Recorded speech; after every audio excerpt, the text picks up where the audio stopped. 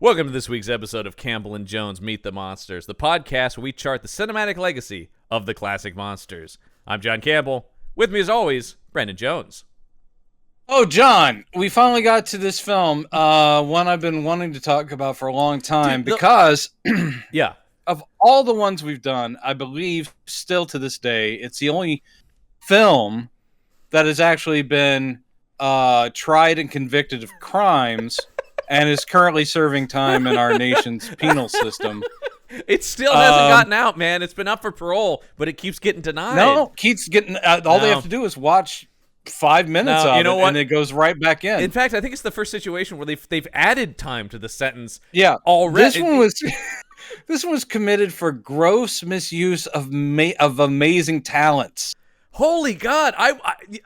Obviously, we're talking about, as if we even need to say what we're talking about. We're talking about Teen Wolf 2, and that's Teen Wolf TOO, because they really thought that was a clever title. I'm unironically going to say, yeah, that is probably the cleverest thing in the movie. I have two positives. What? One is the title. Yeah. The second, much better soundtrack. Much better soundtrack. Well, it does have two Oingo Boingo songs. They went all in. Songs, yeah. Two Oingo Boingo and they are songs. Good ones. They are good ones. They are good ones. And you did get that Send Me an Angel. Which is that one. That's objectively a banger, man. Come on. That's an 80s classic. I've got it on. But I'm just saying, like, just with those three songs we mentioned, and honestly, Do You Love Me? Great. You know? Oh yeah, except for that's a cover version. I agree, but I'm just saying, like, one of the things we talked about was the songs were pretty shitty in the first movie. So yeah, no, absolutely. I'm trying to give this movie anything. You are trying, and I will just say, valiant. Like the movie's awful, but I will say I was bopping along to some of the songs in it. Because I will give it the title. Yeah, I will give it those songs. That is good. And by the way, on the title, yeah. I didn't know how to look this up. Maybe you'll be better with Google Foo. Mm-hmm. I'm trying to think, is this the first time that someone did that with the sequel thing? Because you didn't get Roman numeral sequels until the 70s anyway. First one. So Roman numeral sequels. First one, Godfather Part 2 with the Roman numerals. That was the first one to do that, yeah. Right. So it hasn't been that long before Teen Wolf 2 comes out. So is Teen Wolf 2 where they're like, we're going to be clever and do TOO? Is this the first time they did that? Because I think the TOO has been used again and again, but this may be the first time they're like, what if we took the numeral 2 but turned it into TOO as an also? And therefore, this film deserves its place in history. I'm trying to figure out... The other thing I'll give it is casting wise, except for maybe female leads and secondary male characters, this thing is a killer's row. Oh God! Because I knew John Astin was in it, but you also have Paul Sand. Paul Sand is great. Yep, Kim Darby. And he's given nothing here. Kim Darby giving a weirdly sincere performance in this dumb movie. She's in, man. She's doing it, and God damn it, this movie's terrible. But God damn if Bateman isn't a star. Like I know. So he almost makes the movie not good, but watchable. Like he is that good. I was like, God damn. He does not so far in this. Mm-hmm. He doesn't have a comparable, and I know all of this is you have to do a lot of comparison between the first one and this one and the 2 stars. He does not have a comparable level of skill or confidence that a young Michael J. Fox had. No. That is no slight against Jason Bateman, who in this is young and he's trying. This is his first movie. This is his first ever film, but he'd been doing TV. He'd been doing all TV. And Michael J. Fox, strangely, even though, of course, Teen Wolf is no masterpiece, he carries that thing effort. He makes that movie sing, man, and that movie he does. With almost anyone else, that thing would be complete garbage, and instead, it's a total charmer. And Bateman, a more seasoned Bateman could have got there. Also, he does have a worse script to do. This is a dumber movie. Oh no, this is such a dumber script. So I still applaud, and Bateman's in. Bateman is giving a performance. He's not checked out. He is young and hungry. But he can't bridge the gaps of logic and characterization, and of course, endless bad jokes. Yeah, not just like inept, but just really bad. Nothing lands. Nothing lands. Really bad, and just like doomed from the start. But before we dive too much into this movie, Brendan, I did say I have. This is not the only Teen Wolf thing I watched last night. Did you go watch the series? I didn't know. No, not the MTV series, but I did watch the first episode of Teen Wolf, the animated series. Oh, my God. Which was made between the first two movies. That's why I want to bring it up here. I don't believe I've ever seen it. Teen Wolf, it is awful. It is so bad. Really?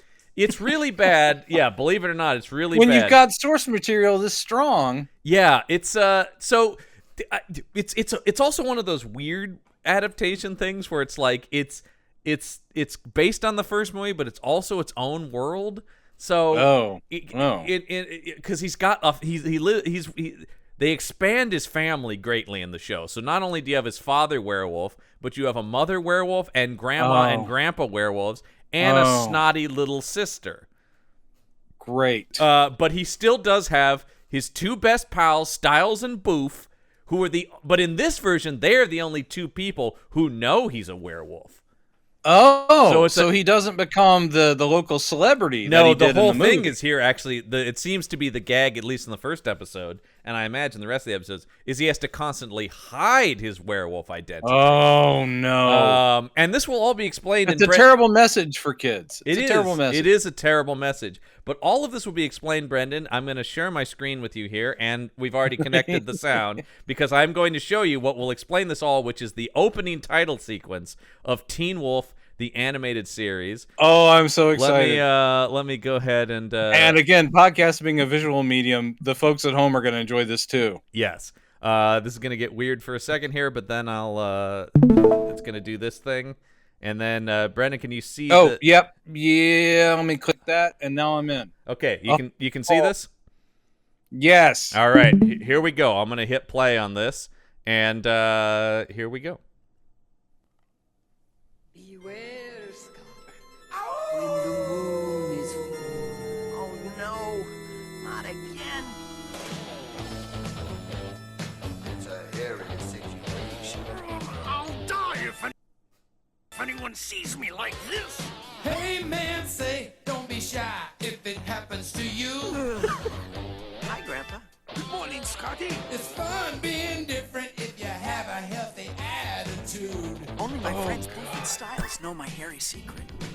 I'm feeling hairy and my teeth are mean. I got a weird complexion and I wanna scream. Teen Wolf coming out to play. Teen Wolf coming out to play. I'm a Teen Wolf. I'm gonna howl today. Oh my God. Werewolf family? You look short, Spot. Oh my God. There you go. There's the Teen Wolf coming out to play. Teen Wolf. Oh God. Yeah, that is the 1 minute opening title sequence to Teen Wolf, the animated series. I watched the whole 20-minute first episode of it last night. You shouldn't have. It's really bad. Shouldn't have. It's real. And I mean, they make Styles look like he's a kind of a jock guy. They gave him like quite the bod. I was like, Styles? And you can already tell. I mean, they are basing that on the movie. That in the show, Styles is always trying to find a way to make a quick buck off of this. Yep. The thing I don't understand. By the way, the only voice actor from the movie, and I think we've talked about it before, is his father. Is the same actor. Yeah. He's the only guy who's in like every Teen Wolf thing. Well, I admire his consistency. But the weirdest thing I don't understand is why the voice actor who plays Teen Wolf, because he is kind of trying to do like a, Michael J. Fox kind of teenage. Yeah, I'm just this teenager and crazy things happen to me. But then when he turns into the werewolf, he suddenly has this kind of like, oh no, I'm the wolf now. I'm like, what is that about? I don't know. That's not from the movie. But a phrase that will haunt me for the rest of my life is only my best friends know my hairy secret.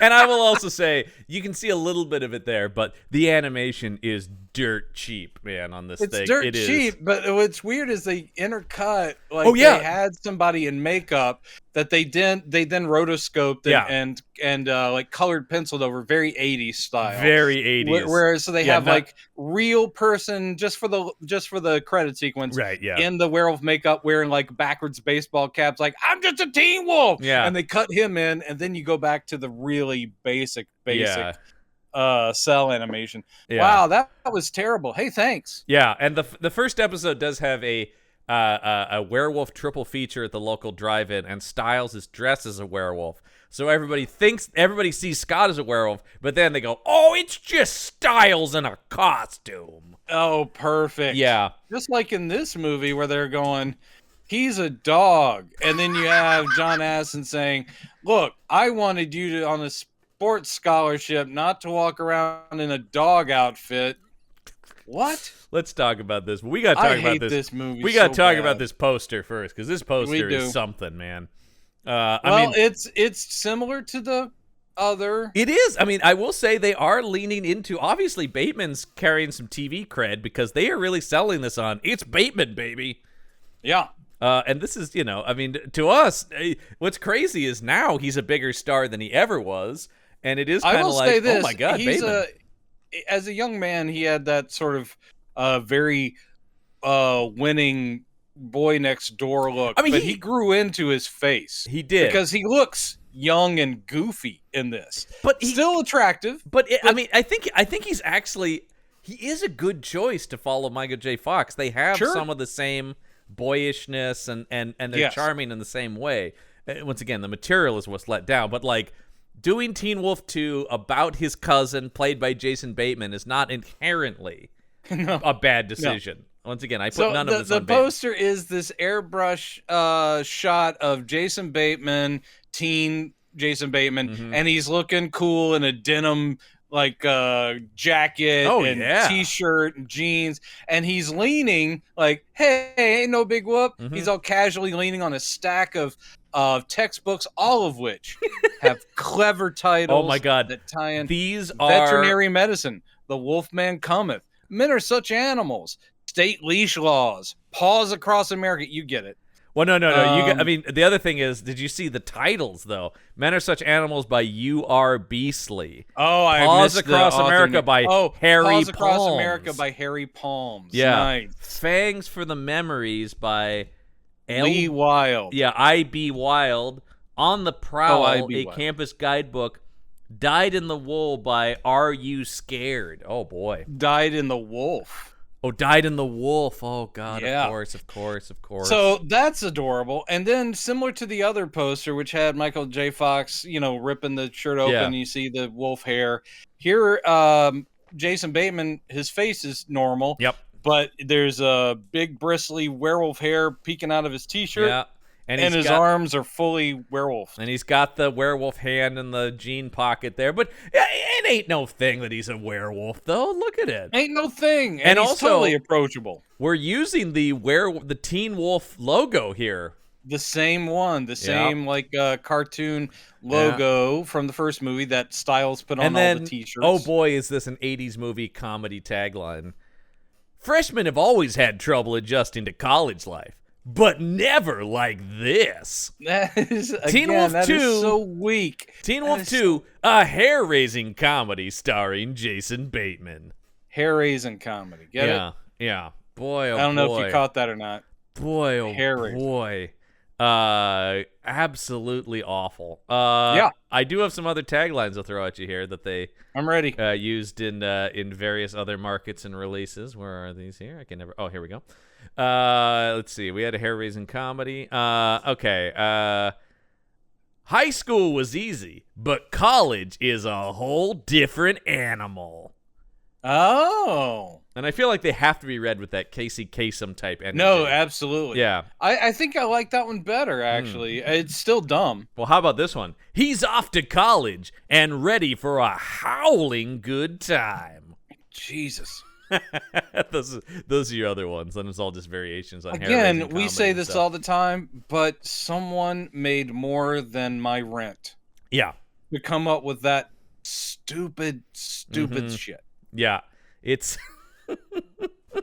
Wow. oh god, this movie. This movie I own, by the way, because I bought the 2-pack that had both of them. I actually I don't know if you can buy one and not the other. I think they just sell them together because they know they'll never sell Teen Wolf 2 on its own. Saw, if you buy Teen Wolf on Blu-ray, you get Teen Wolf 2. This was on Tubi, I think, or one of them, and so it had commercial breaks, which actually, for once, I relished. Oh God, I need a break so from this happy. thing. Oh, I watched it straight through. I watched all 94 minutes straight through yesterday. And you remember, this is weird because, of course, we were damning with faint praise. My Best Friend is a Vampire. Oh, which, by the way, a goddamn masterpiece. Now I know. I know. Compared to notes. This, My Best Friend is a Vampire is so charming and likable and fun. I laughed a couple of times in My Best Friend is a Vampire, and at the very least was delightfully, it was nothing, but it was fine. I just got me to watch. By the way, I just got a friend of the show and frequent guest Elliot Lewis to watch My Best Friend is a Vampire. I've got them watching that now. I told them about it, and they're like, I have to see this movie. So we'll ask. I hope they'll next report week. back as to what they thought because, jeez. Yeah, I mean, I tried to couch it as best I could. I hope hope to expect. You were honest and said this is not good. No, but also they're a big Robert Sean Leonard fan, so they wanted to check it out. Okay, well, that of course, sealed and the he's deal. adorable in that. Yeah, thing. exactly. Come on. All right, let's okay. Right off the bat, this movie's weird with this these shots, these tracking shots through the college campus and the college fight song. This is a strange take. Now, if you want to start off your teen comedy, one of the best things you could do is look at Caddyshack, which is, not just for teens, but you start off with some sort of kickin' teenage song or some kind of rock thing or pop thing that puts you in the mood. This thing decides to focus on the collegiate angle so hard by playing this somber fight song for this college. You're like, why are we starting with this? Also, they did try to get Michael J. Fox back for this movie. I will say, watching it, they clearly wrote the script, right? And it was Michael J. Fox, and then they made some tweaks. Because you can still see where it didn't take much to make this Scott Howard. No, but you would have had to explain what happened to Boof. Apparently that romance didn't last. Well, sure, yeah. And also, and this is a question I have for it no matter who was going to be the star, what the fuck with boxing? Oh, the box. That? Brandon, I have, when we get into that, I deep dived into the collegiate boxing info, and this movie's a mess on that front. So it may be a mess just as far as that, like technicality, how they present it, but also just conceptually weird. Where do they sit there thinking, okay, if the first one had basketball, this one has to also have a sport that he's good at. Yeah. So why boxing? It makes no sense. And it makes makes no sense. Well, and it's even weirder because he's not good at it, nor has he ever done it, which is really and also the fact that this college's fate, like the Let's get into this school. Let's get into matches? my research into because I'm watching this and we have this opening scene here and John Aston, who's our evil Dean character. He's what is it, Dean Dunn? Yeah, is that his name? I think clever. It's something like that. Yeah, I'm laughing already. Yeah, Dean Dunn. Oh my god! By the way, but just like I'm both happy to see him and sad to see him in this because I love John Aston. He shows up for this, but he's given nothing to do. He also doesn't though. Look like he's asleep. He No, does all right. I mean, everybody's kind of in on this movie, which I think is interesting. By the way, always happy to say John Aston still with us.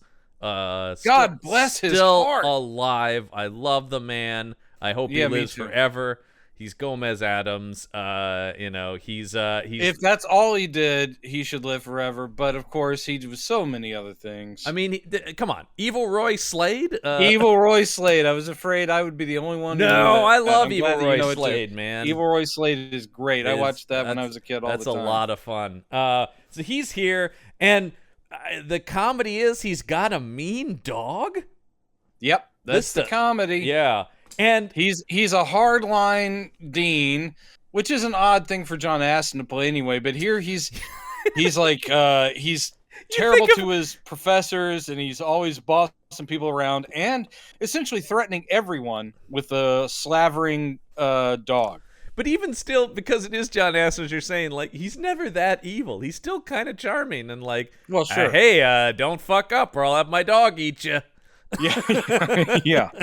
What are you gonna do? He was so he and the dog, by the way, are in the one, like, this is terribly shot. Yeah. This is terribly edited, terribly written. Yeah. Terrible. We can't. But he's in the one good shot in this movie. There was one I was like, that's an impressive shot. Yeah. And it's the one where there's this low angle shot up, and the dog is looking at us, and then beyond the dog is him, like, towering above the dog, holding the leash. And I'm like, that was a well-composed shot, because it goes on for a while, and that dog's focus is there, and it's growling. Well, I was like, Brendan, great shot. I don't know if you looked at who directed this movie, but this comes to us from director Christopher Leach. I looked at director and writer, and there's some interesting things with both. But yeah, yes, there is. But this is a TV guy, Christopher Leach. Yeah, TV guy. He's directed maybe a couple theatrical films, but primarily is a TV show and many TV movies. Can I throw something in there fun for the IMDb people that will look this stuff up? Yeah. If you go to Teen Wolf 2's IMDb, yeah, and you see the poster on the left, and then they have the trailer, which will automatically start playing over to the right of it. Right. The freeze frame on that trailer. Yeah, is one of the most humiliating shots of possibly Jason Bateman's life. Amazing. It is incredible, where he's like just starting a werewolf transformation. Yeah, so he's got werewolf ears and he's got his mouth full of fangs, but the expression on his face, he looks like he's having a horrible diarrhea incident. It is the worst picture. But I will say his biggest claim to fame, I think, Christopher Leach, is not for directing, but for writing. He wrote the screenplay for the Dolph Lundgren, Jean-Claude Van Damme classic Universal Soldier. Yes, and gets credited for his characters he created. Yeah, for every so one he's of the still spinoffs. getting paid for all the Universal Soldier movies. So good on you. I mean, I like that movie. Sure. But I do want to talk about the writer, because I know this name as soon as I see it. Tim Kring. Tim Kring, who will go on to amazing that someone can start here and continue to have a career. Yeah, this guy goes on to do, I mean, he goes from this into right into television, as you would expect. But he goes into television starting on Chicago Hope to Providence to he created the show Crossing Jordan. Do you remember that? Which I enjoyed for at least a season or so. I liked Crossing Jordan just fine. But I think the most interesting credit is he was the creator of the television series Heroes. Indeed. A show that started so well. It started so well, and also amongst its writing staff was one Jeff Loeb. Yes, who wrote the first Teen Wolf. Teen Wolf. Yes, the original. I think that's very interesting. It is. Do you think they had long conversations between things on set, just like going, so when you created Scott, did you see him as more of a boxer or a basketball player? But I will say, having seen interviews and stuff with that, apparently a lot of Jeff Loeb's job on the Heroes writing staff was to go, no, Tim, that's already a thing in comics. It probably was. It's like you'll be accused of copying if you do that. Because he was, I've got all these ideas for superheroes. What about a guy who can control metal like a magnet? He goes, that's Magneto, Tim. Because Tim Kring, not a comics guy. So Jeff Loeb was kind of there to be like, no, you can't do that. No, already got that. Yeah, that's not a thing. Sorry. No, that's a bad idea if you do that. But as far as I know, there are no invulnerable cheerleaders. So you go right ahead with that. You got it. That's your big one, Tim. How about getting a Teen Wolf in there? So this is the thing. The school's big sport is boxing. Now this never explained why that would be. He's got because he's got like bronze boxing gloves on his desk. Aston here. Yeah. And I'm just going because immediately I go, is there college boxing? I think there is. Well, and I looked this up. I did my due diligent research here. Wow. I went hard. So you did what the writer did not do. Exactly. College boxing. The NCAA, which of course is the governing body of all. Oh, you don't have to tell me that. Yeah, of all the sports, of all college sports. Right. By the way, stopped controlling school boxing in 1960. That ended official boxing. Now, there is a thing now called the National Collegiate Boxing Association, which started in 1976. But there are only a handful of schools that participate. There aren't many schools.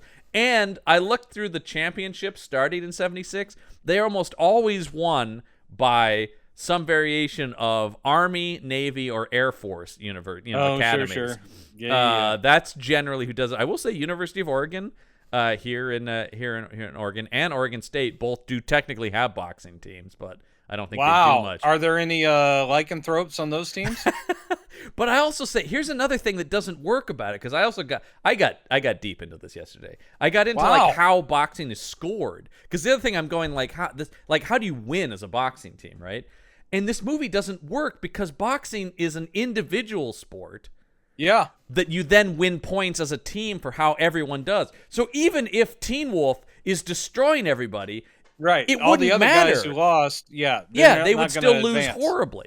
Yeah. So fuck this movie is what I'm saying. There's just logical inconsistencies even if you don't look up shit about boxing, though.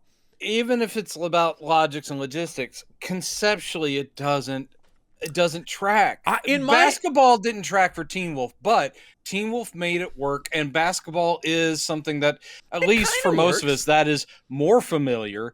Most of us weren't like, oh man, my high school boxing team or my that's the college other thing boxing too. team. Does anyone get a boxing scholarship, even in places where there is, because there's no This is no a Colorado high school university. Yeah. They do tell us it's Colorado. Yeah, and I noticed the license plates were Colorado. Yeah, so this is Colorado, and again, that doesn't scream boxing. Mm-hmm. You could have done if your whole thing is I want a werewolf on a sports team in my dumbass movie. Yeah. There are many that would make more sense. I mean, football not so much, but that could be funny because the claws could pop the ball or whatever. Oh, Brendan, but I was thinking soccer. Remind me by the end of this thing to tell you that there was an idea for Teen Wolf 3 that was in development while they were making this. Oh no, I know about that one too. That was going to be football, but that was going to be football. Yeah. I thought it was a girl Teen Wolf. No, it is a girl Teen Wolf on a football team. On a football team? I thought it was some other sport. No, it's according to what I have all here, right, it's football. We'll get to that. And who was going to play that Teen Wolfette? Oh, why the lovely Alyssa Milano. There you go. Once again, I mean, man, she dodged a bullet. Oh, she sure did. Well, I mean, they were developing it for her. I don't know if she was actually going to do it, but what I was going to say is that that you could see the thought going like, well, we're doing this with this teen TV star. Let's get a little something for the fellas, a little something for daddy, and go Alyssa Milano now. Like the thinking was the same, but then of course you can see that for that Teen Wolf 3. I'm still stuck on the boxing the thought process that gets us to Teen Wolf 2. I've never actually seen this movie in whole. In my memory, this was a wrestling movie, was what I thought it was. I thought for sure because of the headgear. Yeah, I think just from seeing the images, and also because I follow wrestling as a collegiate sport, I understand that. Yeah, like I say, football makes sense. Baseball makes sense, even though with a wolf that also doesn't really, you can't really do anything with that. Soccer makes sense. These are collegiate sports that you might follow, but you just don't give a shit about boxing. Boxing is so weird. It's weird. Like I said, it might as well be tennis, trying to do something with like, oh, what if that's a man masculinity thing, and that his wolf side will come out and make him more ferocious a fighter. Yeah. And you're like, yeah, but they don't do that well here. I was telling, I was recording Panel Up on the same network here with Mike Gergoni, and I was telling him about that we were doing this movie, and he goes, "Oh, well, is there a bit where like the wolf claws come through the boxing glove?" I go, "No." He's like, "Nope." He goes, "Then what are they doing? That's the first thing that I think of." Yep, exactly. No, Now, Mike is absolutely in the right. If you're going to do werewolf as a boxer, there are many things you could do, and they didn't do that here. Nope. Also, it does raise the question when we get there, of course, why would anyone allow this in a sport? Why would anyone suddenly say, "Oh, you now have"? It's like taking steroids. Well, here's the other thing. You thing. get kicked out for taking drugs, performance-enhancing drugs. That's a supernatural being that has supernatural strength. Once again, and senses. By bringing boxing into this, and I actually thought the movie does briefly address and then push it aside, but I thought this while watching it. Boxing is all about weight classes too. He's going to change weight classes when he becomes a werewolf. Well, they talk about it, briefly. But it's kind of just pushed aside. He's like, wait a minute, I'm not even in the same weight class now. Same thing with Chubby, right? Like, he would not just be boxing. This movie's so dumb. And that's just on the boxing front. It's dumber in other places, too. Yeah, we haven't even actually kicked in the plot yet. So he's talking to the new coach of the boxing team, who it took me a second to realize is supposed to be the same coach of the basketball team from the first movie. Of course, we just have to say our new hero is named Todd. Yeah. And he is the cousin of Scott Howard, the Teen Wolf, and he's being driven to college by his uncle, who is the carryover, the guy who played the dad in Teen Wolf. What's his name? James Hampton is the actor. Yes, and he's fine here too. Yes, and again, we're treated to a magical reality where just because he wants to show off who he is, he turns into a werewolf while he's driving the guy. Yeah. And the people in town go, "Oh my God, look, it's a werewolf guy." And he's like, "I'm just proud of who I am." And Jason Bateman is denying his own wolf by going like, "Well, I've never even changed into a werewolf, so it'll probably never happen to me." He goes, "Yeah, it probably skips people." And the uncle goes, "Well, let me make you more comfortable." And I love this too. He's like, "Could you please turn back for me?" He's like, "Sure." And of course, we don't see transformations. It's just the next time we cut over, he's just back to being normal because I couldn't afford to do any transformations. So he's like, "Yeah, it might skip. I don't think that your dad and mom, that they didn't have that stuff. No, there's no werewolves in his family." And he's like, "But I'm still your uncle, and I'm looking after you, and I promise I take care of you. So if you need any help, give me a call." By the way, why is the uncle taking care of him? Are Todd's parents dead? Is Scott dead now? Because Scott is very othered, even though the fact that everyone who Scott knows is pretty much in this movie. I never got the impression that he's supposed to be dead. I just thought that maybe he'd gone to a different school or gotten married or something. But also presumably Todd and Scott are the same age. Or maybe he's a year or two younger, and it could be that Styles and Chubb are like they are upperclassmen. Well, okay, here comes Todd, the freshman. This all leads me to this point. Why not just fucking make Jason Bateman Scott Howard? I mean, wouldn't that have... And just they recast every other character pretty much from the first movie. Or follow the cousin route and come up with new supporting characters. It'd be fine if the uncle dropped him off as a link and then just leave him alone. And I thought that because I had seen in the IMDb that the uncle came back. And I thought, okay, that's going to be the end of Connection. Yeah, that's the only tie. No, I did not expect it. But it's not the same Styles. Instead, we get this bemulleted dummy.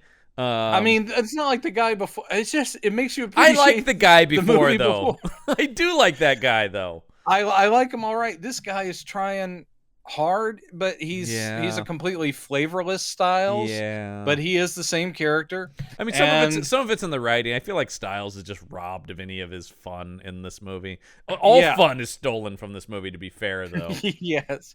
So Scott is being dropped off at this college by the uncle. While he gets dropped off, he sees and lusts after a blonde girl who gets no dialogue. That's because they pull into they're gonna pull into the parking spot, and she pulls in front of them, and he goes, "Excuse me, this is my please take the But actually, the person driving the car is her boyfriend, who goes to a different college because he'll have to be a competitor always, and he wears mirrored sunglasses, and his name is Gustafsson because he's a Nazi. Sure. And he's a big tough guy. Like, you looking at my girlfriend? And he still is a big tough guy based on his open-shirted IMDb photo currently. This guy. Oh, he's got the abs, baby. He's an older gentleman, but he got them abs. Well, he gives nothing here, Yeah. and he's given nothing to do here. And that's true for. In other words, this movie, I noticed right from the start, it's following every beat. Yep. It literally is just, let's just follow the beats of the first movie. But the first movie is not a genius piece of work, but at least it connects things in a way that you go, here is the progression from nerdy, shy, Scott into now I'm an arrogant wolf man, and now I've learned my lesson in humility, and now I'm.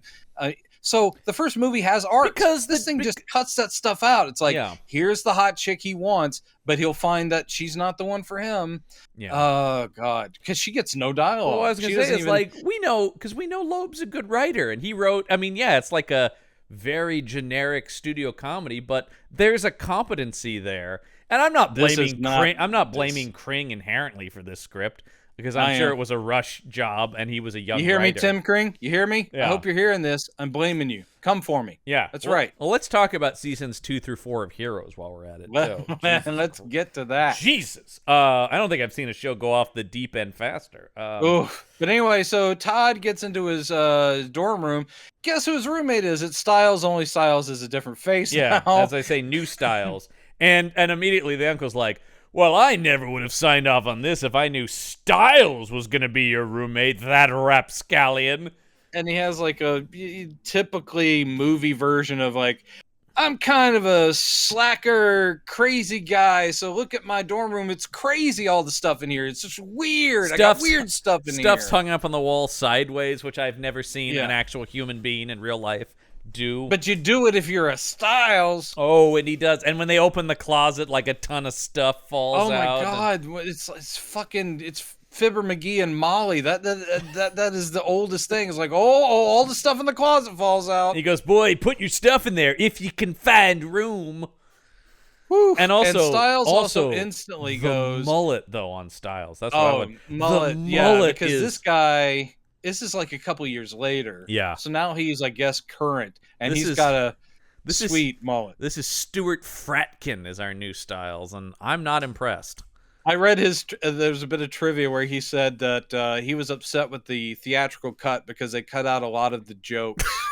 It was a funnier movie with more Styles stuff. Oh, I'm sure it was fucking hilarious, man. I'm sure it was. Yeah. I mean, this guy has worked. He does a lot of TV.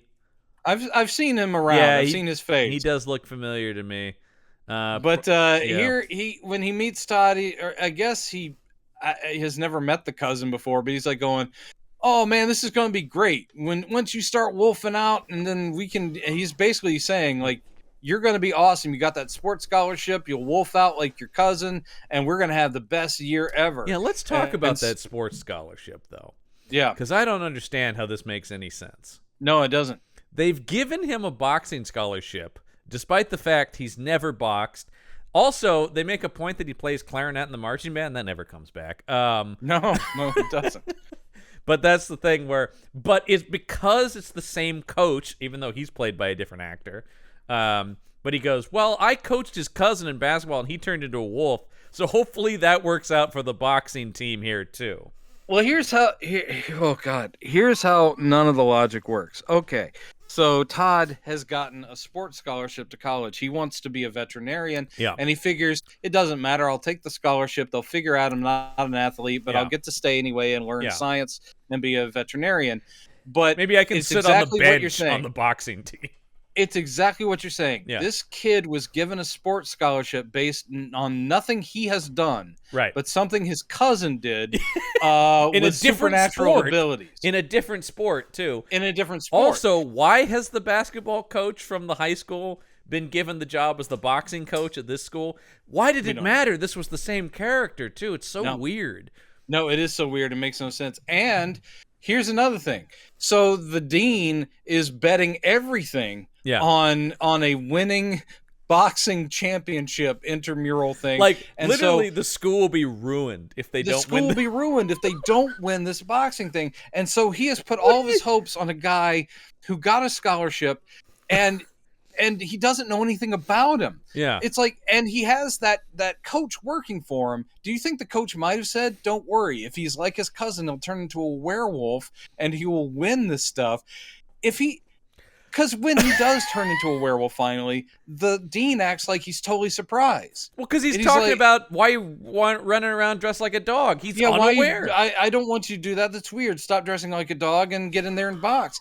So you're like, what fantasy did they feed this Dean about this clarinet playing veterinarian that he was going to be this awesome boxer? Because even in the opening scene, he opens up his file and there's a picture of Jason Bateman in his band outfit with his clarinet. He goes, he plays clarinet. It's like, oh, trust me, I assure you, he's also a brilliant boxer. Oh my God. And totally straight. Poor Paul Sand. My God, being stuck with Paul Sand, who, I mean, he's doing typical Paul Sand stuff in this movie, but he's given so little to do that entire boxing scene, he can only come up with business with that floss, his dental floss. And that's the whole scene is he's just like, I'm just going to keep flossing and that'll be my bit. Which is a bummer because if this is supposed to be the coach of the first movie, that guy was hilarious. That guy was hilarious. That character was one of the best parts. He was given funny dialogue. He was. Paul Sand, I did think, oh my God. And Paul Sand has been very funny in other things. Yep. Yes. He's very funny. He needs someone to give him something to say. That's it. That's the thing. You can hire funny actors, but if you give them no material, they're not going to be very funny. You know, you had the guy in the first movie doing like they tried to do that one bit when he first runs into the coach. And the coach has this long-winded story, and it's similar to kind of the joke from the first movie where the guy is like going, I've had teens come to me for help with all kinds of stuff and da-da-da. And he tells a long story. He goes, well, did that guy ever do it? He goes, oh, no, I don't know whatever happened to that guy. So that was the punchline. But this was all this like. Remember he had like tax troubles and stuff in the other one, and he was kind of shady maybe in a certain way. And he kept thinking that every time that Scott was coming to see him, he needed money. Yeah, it's like I could give you like $20. He's like, I don't need money. That's so I mean, none of that energy is in this character. It's not Paul Sand's fault. It's just It's just unfortunate that and again, it makes no sense that all they've done is transplant characters that worked pretty well in Teen Wolf to this college where they are forced into either repeating themselves like Chubb. I mean, that whole thing was Chubby. Watching this movie, all I could think to myself is that guy's even older now, and now he's supposed to be a college guy. But in my head, I kept thinking, it is time for someone to do some sort of fan fiction or pseudo-documentary about the emotional life of Chubbs. Yeah. Because that guy has had two different but related werewolf incidents in which werewolves have stolen away self-esteem from him and made him feel like shit. I would love it if that guy Chubbs becomes a werewolf hunter by the end of his life and he's seeking to destroy them all because he has the same arc here. I'm his buddy. Now he's treating me like shit. Yeah. And I'm trying to get with a girl, but nope, she's going to be attracted to the werewolf guy again. Jesus Christ. Can I say, I do love, I'm looking at the guy who plays Chubby. I'm looking at his IMDb. And I think my favorite credit is he's in The Naked Gun, the first one. Yeah. Then he's credited as spectator - it's Enrico Palazzo. And I distinctly remember him shouting that in that movie, but that he's credited by his line as a spectator is very funny to me. I, of course, always know him first as Francis Buxton from Peter's Big Adventure. Because that's iconic. I mean, that is an iconic role, and he was absolutely great. In a movie I adore. And then later, and I really wanted his bathtub. That sort of like swimming pool sized bathtub. Oh, that was has something, like the destroyer and the U-boats. Yeah, and, man. As a kid, that was like, that is the dream right there, sir. And then is this? And he played Alexander Woolcott of the Algonquin Round Table in the Young Indiana Jones Chronicles. Oh man, I never missed an episode of that, so I definitely saw that as a kid. I was like, man, whether it's connected, I don't know. This doesn't have the same thing, but I don't care. It says Indiana Jones, and I'm all in. I don't know. I mean, he has continued to work, but this dude played Gacy in a 2003 biopic, which I think he's kind of a good choice. Yeah, no, physically he's very much so. Yeah. But he's a talented character actor. I'm glad he's still working. I just wonder why his stuff is so sporadic, but whatever. What Seinfeld was he? I just saw that he did Seinfeld. Where was that? Of course, you'll know exactly the episode, and you'll be able to recite the dialogue.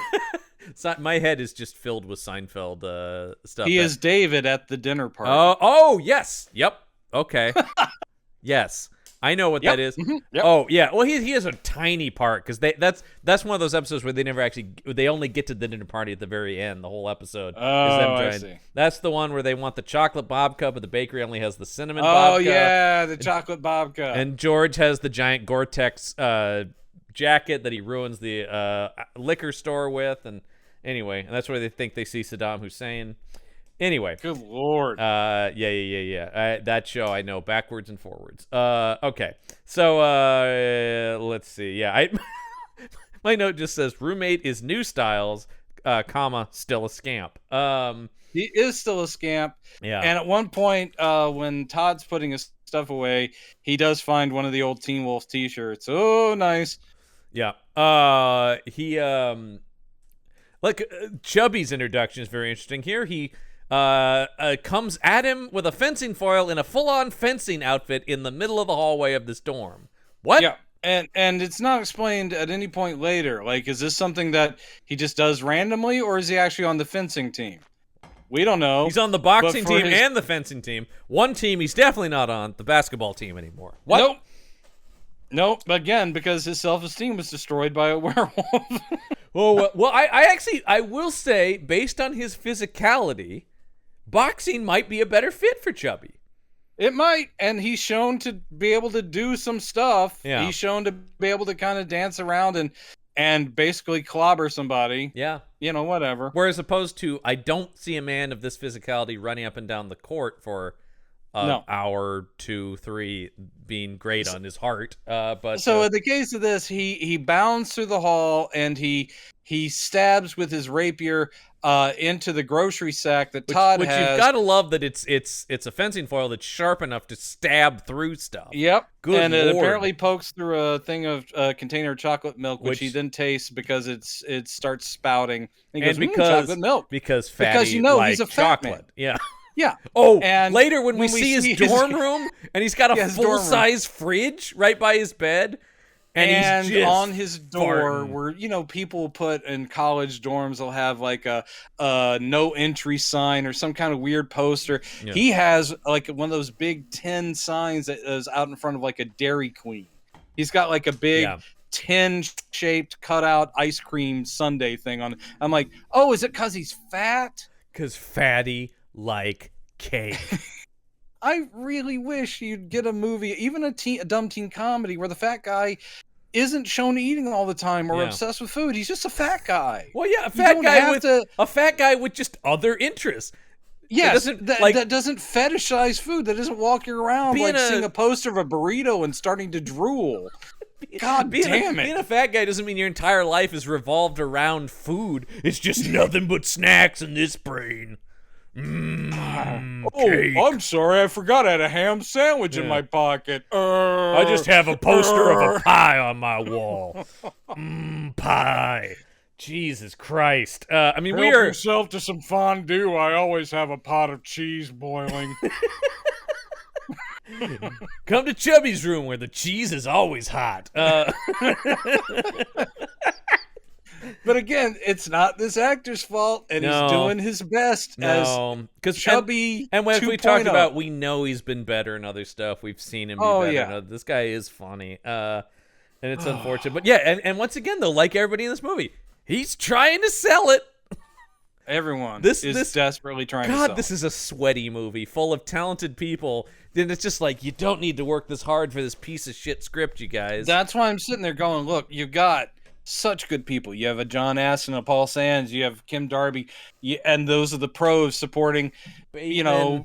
Bateman, it's clear that this is his first starring film, so he is going to be a little sweaty for it, right? This is it, man. This is the shot. It worked for Fox. I get, like, in the lot, because you go like, why would you take Teen Wolf 2? But you're going like, well, it did turn into a surprise hit with Fox. Maybe this can launch me and I can get my Back to the Future. You're also about to, in this movie, be introduced to the one scene with another comedic legend, but she gets one scene and she does what she can with it. And that's Kathleen Freeman as the admissions lady. Yeah. Oh my God. Kathleen Freeman. Why is she in this part? It's a nothing part. I actually think this was just, later days you take what you could get. Is I mean, she did is a this lot a cameo? of TV, but Are you talking about cameo? a cameo. I mean, she worked quite a bit more after this too. Yeah, I mean, and mostly on TV, but I of course worship her from all of the Jerry Lewis movies because he made sure she was in pretty much every one of them, and she always delivered. She crushes, man. She had a lot of voice acting too later in her career. Oh, there you go. Yeah. But in this thing, basically Todd, who knows he shouldn't be here on a sports scholarship, but then he finds out that Styles, this is fucking being crazy. a scamp. This also doesn't work in college. You can't, as a random person who is just a roommate of somebody, change their class schedule. No, he has changed all because one of the things is Todd is a science-minded guy. As we said, he wants to be a veterinarian. He's taking all science classes, and Styles goes, "Not anymore, bro. I've signed you up for every blow-off class." He's taking girls volleyball, volleyball, French for chefs, and what does Chubby say? I've already taken that class 3 times. He says that, by the way, as he's eating a cookie. Oh, is he ever not eating in this fucking thing? No, actually, I mean, when he's boxing and so forth, he's not really eating, No, but you know what I was waiting for? He's thinking about. I was waiting for ding, ding. He goes over to the side of the ring, takes a donut or something like that. Yes, Weren't you waiting for that joke? And then that powers him up? God damn it. This movie is like a half inch away from doing that. Yeah, it really. I mean, like I said, it would not have seemed out of place at all if that happened.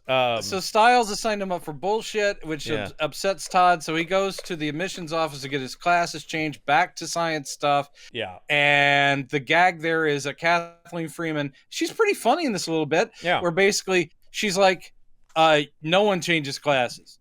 No one changes classes on my watch." That doesn't. By the way, that doesn't make sense. Then what is the purpose of the registrar? Exactly. But she's this real ball buster and makes one guy cry, and then the next guy in line presents his thing, and then he just takes the paper back and walks away because he knows he doesn't have a chance. And this is where we get the replay. You talk about doing retread. This is the same scene as the scene in the liquor store, except that scene actually made more sense, weirdly. Yeah. Here, because here's the first time he wolfs out slightly. It's the same thing. His eyes glow red, and his voice gets deep. I would like to change my classes. Yep. But he needs the permission of the professors to do so. She says, "You get the professor's permission, and then bring this back. Only don't give it to me, because you're scary, red-eye wolf man." I mean, she's a pro, man. She does that take great. Sure, yeah. Let's hope that was like an easy, couple weeks, paycheck right there. Yeah, man. Well, she probably worked, a couple hours on that? I mean, yeah, exactly. Yeah. Anyway, so he goes to the classroom to get the professor's permission, but he runs into a girl. The meet cute here is painful. Yeah. Well, hold on. Yeah. Everything in this movie is painful. Yeah. I don't know so if this is any no more or less worse painful. Yeah. And he runs into Esty Chandler, is this actress playing, what's her name? Is it Nikki? Yeah, Nikki. Who I, of course, immediately recognized from an episode of Star Trek The Next Generation. Yeah, actually, I did recognize her from that, too, which is amazing because look how skimpy her IMDb is. Yeah. Which means that, we know her from one thing. I know her from a single episode of Star Trek The Next Generation, which is a good But I one, do though. like that she ended up being a visual effects person. I she saw worked that. On, Team America World Police as visual effects person, and on Pleasantville. Which has truly amazing special effects in it. Now this actress is cute, but she has nothing. She doesn't give anything. She's adorable, though. She's adorable, but she's no Boof. Yeah, and again, I agree. I'm still I agree. Saying that Boof went nowhere too, or at least her career didn't really take off. But I find that actress had a lot more charisma. Once again, though, I don't know if this actress had a better launching vehicle, if she could have turned into something. Who knows? Sure. This material's terrible. She's very cute and likable. I don't know. She's sitting in the science class alone for some reason, and she basically is like, "Who are you here to see?" And the professor, and she's not here right now. And he's like, "Okay," and they just chat about something, and then the professor shows up, and it's Kim Darby. Who's great. Who's always great. I love Kim Darby. Yeah. Also, talk about fun original Star Trek in the episode Miri. Weird episode. Oh, yeah. Bonk. What were we just doing on some other podcast? Oh, on Action Shelf, we did a movie with Michael J. Pollard, who's also in that episode. Oh, Michael J. Pollard. Yeah. Yeah, that was one of, 2 or 3 episodes where they were commenting on the hippie movement. Yeah.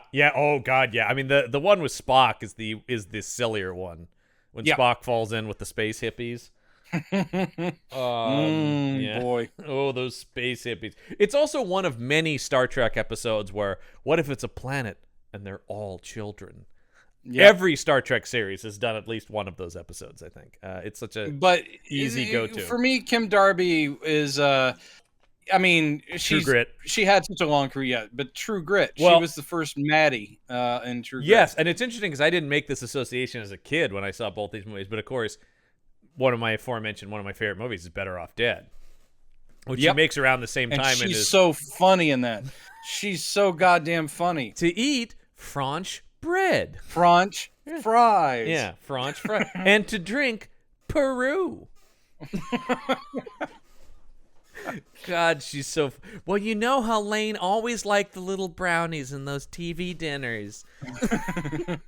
Well, as funny as she is there, here it is an odd take. She is perhaps the one serious character in the entire movie. And she's the one character who, throughout the whole movie, goes, "You can be better than this, Todd." She's the voice of reason, she's mentor concerned character. about him. She's involved, and then we find out why at the end of the movie. But Kim Darby in a scene that I respect her for actually going through with. Yeah, and I hope she burned, never put it on a reel. I was gonna say Kim Darby's too good in this movie. Yeah. Well, she thought it was something else, I think. Clearly, she must have, because I'm watching this just going like, why are you really acting in this thing? Why do you care about Todd? Yeah, because she just... Why do you care about Todd the werewolf? And I understand that they tried to make that... of course, who could forget her in Halloween, The Curse of Michael Myers, I see here. She also did. I can, because I've seen that movie twice in my life, and I'd like to erase it. Oh, I've seen both cuts. I've seen the original and the producer's cut. Brag. Yeah, that's a huge brag. Ladies... And can you believe he's still single? Yeah, no ring on this finger. Anyway, so she's the science professor, and the biology professor. Heard about how great of scientist he is, right? Supposedly, she already knows of him because I guess he had won some science fair, and he's a known entity. Yeah, and she goes, "Of course, I'll let you in my class." Yeah. And I will sign that. And she does. And then she gives him a couple more minutes to flirt with Nikki. Oh, yeah, they do this and whole Nikki's thing. like, I can't see anything in this microscope. He goes, have you tried turning it on? Oh. That's just an example of some of the hilarity you're going to get in Teen Wolf 2. Boy, everything in this screams of a first draft, man. That's what that says to me. That's a placeholder until I write a better flirty scene with them. Oh, shit, they shot that? Uh-oh. Exactly. There is not a joke to be found. I looked, man. I really looked. I got my magnifying glass out. I was looking under stuff. No jokes anywhere. I got my Joke Detector 2000 off of Amazon. I waved it over. I made sure it was fully charged. Yeah, is it hiding behind? Let me lift this up and see if there are any jokes under here. It detected no humor. Yeah, distinctly. Yeah, I got a 0.0 rating on the jokes. So what happens next, John? Because all I remember is we get a lot of we get a lot of montages in this. He goes from this to talk to the coach now going, hey, look, there's got to be some kind of mistake. I'm not a boxer. So, and he goes, well, you want to keep that scholarship, you better box. Yeah. And so this puts Bateman in the ring for practice where, where Chubby ends up knocking him to the mat just as John Aston walks in. He goes, I'm not very happy. Yeah, that's our great champion boxer? I don't believe so. And I'm just shaking my head going, oh, poor John Aston. A goddamn legend. Going, if he fails us and we lose, you're out of a job. But it's also one of those things where it's like, John Astin, you signed off on this scholarship. The coach of the team can suggest. I don't think the coach of the team can actually give scholarships. That's got to be the dean. So it's your own fucking fault, you dumbass. God. We are so angry at John Astin Dunn. It just doesn't make any sense. I mean, it really, like, that's the thing is, we haven't even gotten to Werewolf. The werewolf makes sense. The setup for what the werewolf is doing doesn't make sense. And also, I did listen to I listened to the We Hate Movies of this, and I will bring in one point they made, which is, and we kind of mentioned this, why did they feel it had to be another sports movie? As they said, why couldn't it just be like an Animal House movie with a Teen Wolf or something if you want to do a college comedy? It's just, why don't you just transfer the Teen Wolf concept to college? Yeah. You don't have to have some sort of rote championship sports thing that so many of these goddamn things. I love that the studio was like, well, what people really loved about Teen Wolf was that it was a sports movie at its core. Did we? Yeah. I mean, that was fine, but you know, it's like I wasn't really like super invested in the And I think if you go back and listen to our Teen Wolf episode, I believe my comment was there were too many basketball scenes. Especially down the stretch. That whole third act is like a basketball game, and I don't give a shit. Because of course they're gonna win. Just like of course he's gonna win the championship here, which makes no sense. There's not an ounce of muscle on Jason Bateman's arms in this thing. I looked it up. Bateman's 18 in this movie, and he is just a wet noodle.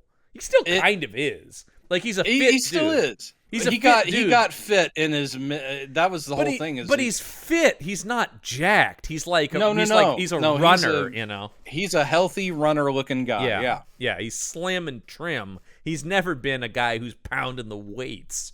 Nor should he be. That wouldn't fit his.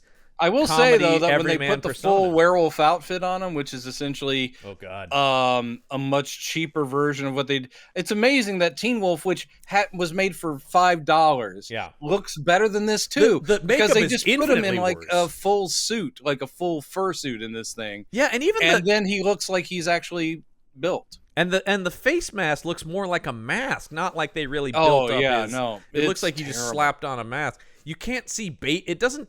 Like the werewolf design in the first movie is iconic. Like I said, it's not necessarily great, but it looks like Michael J. Fox. Here, you're like, I guess it looks like Bateman, but he does kind of look like a dog. I get why they think that.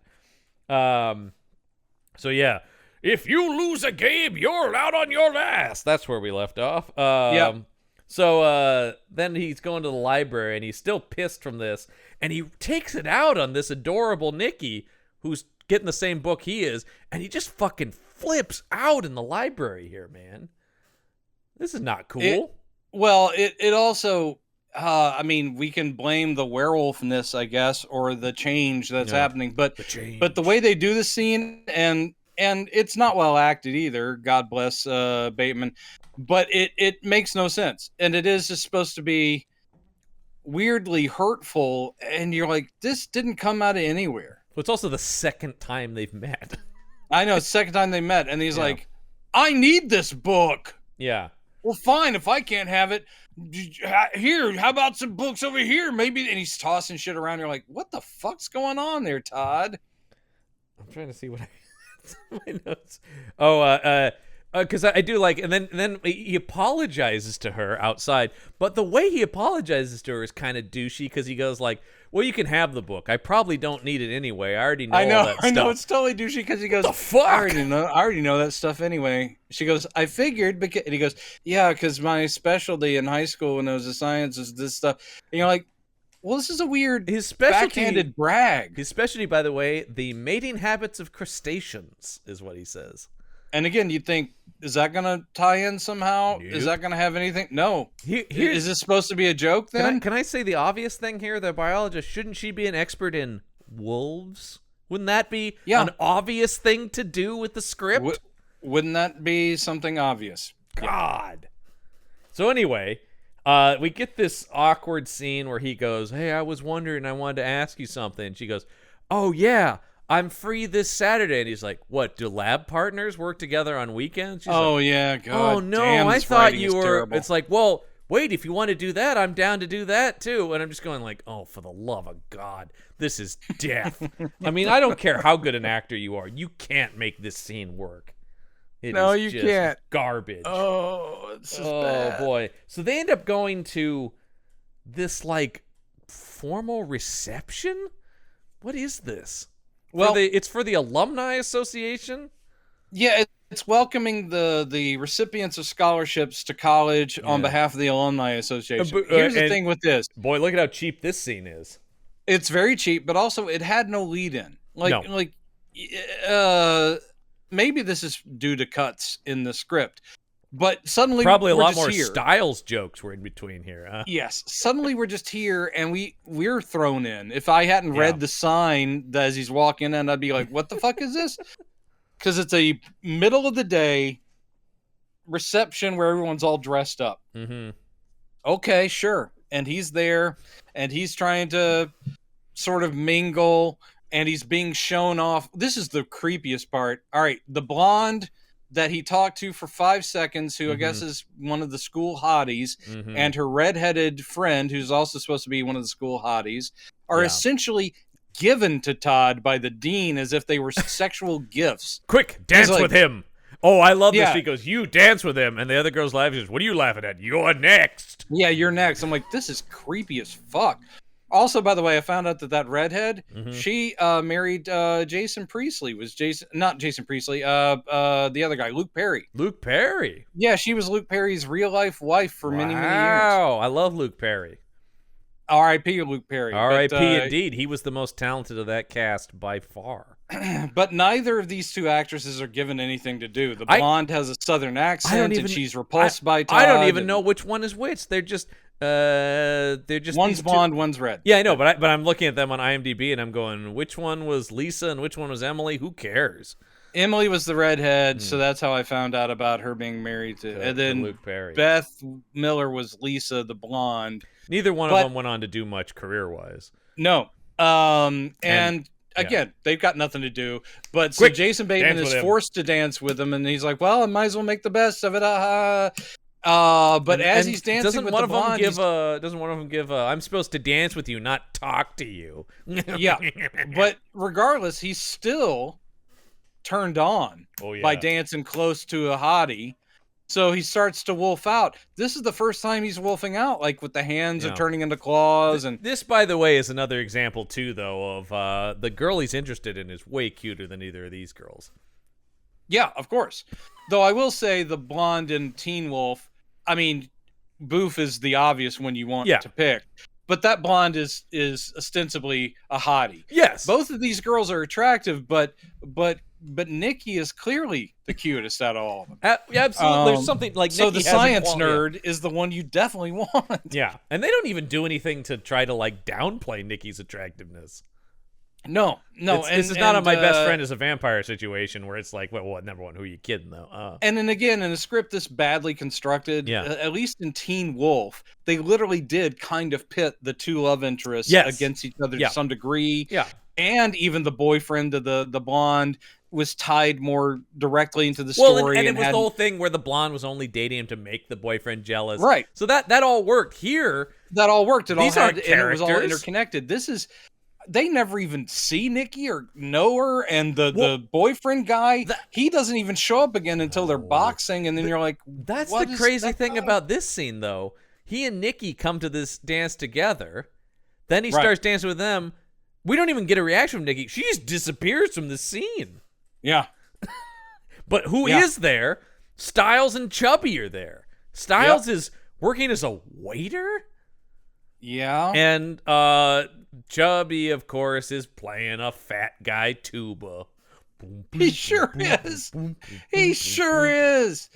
He's a big old fatty with a big old tuba. When Todd feels the change coming on, he runs to the tuba to look at his reflection in the tuba. Am I supposed? By the way, is that a joke? Am I supposed to be laughing at that? I don't know. Someone sticking their head in a tuba to freak out. I don't know. I guess that's meant. Is that funny? Is it funny that we have one of the? Because how many movies in a stupid slapstick way, have a table get knocked, and then a bowl of something goes flying through the air and hits somebody. Oh, can I ask, that is as old as the cavemen, and this is one of the slowest, most telegraphed, and dumbest versions of that. Yeah.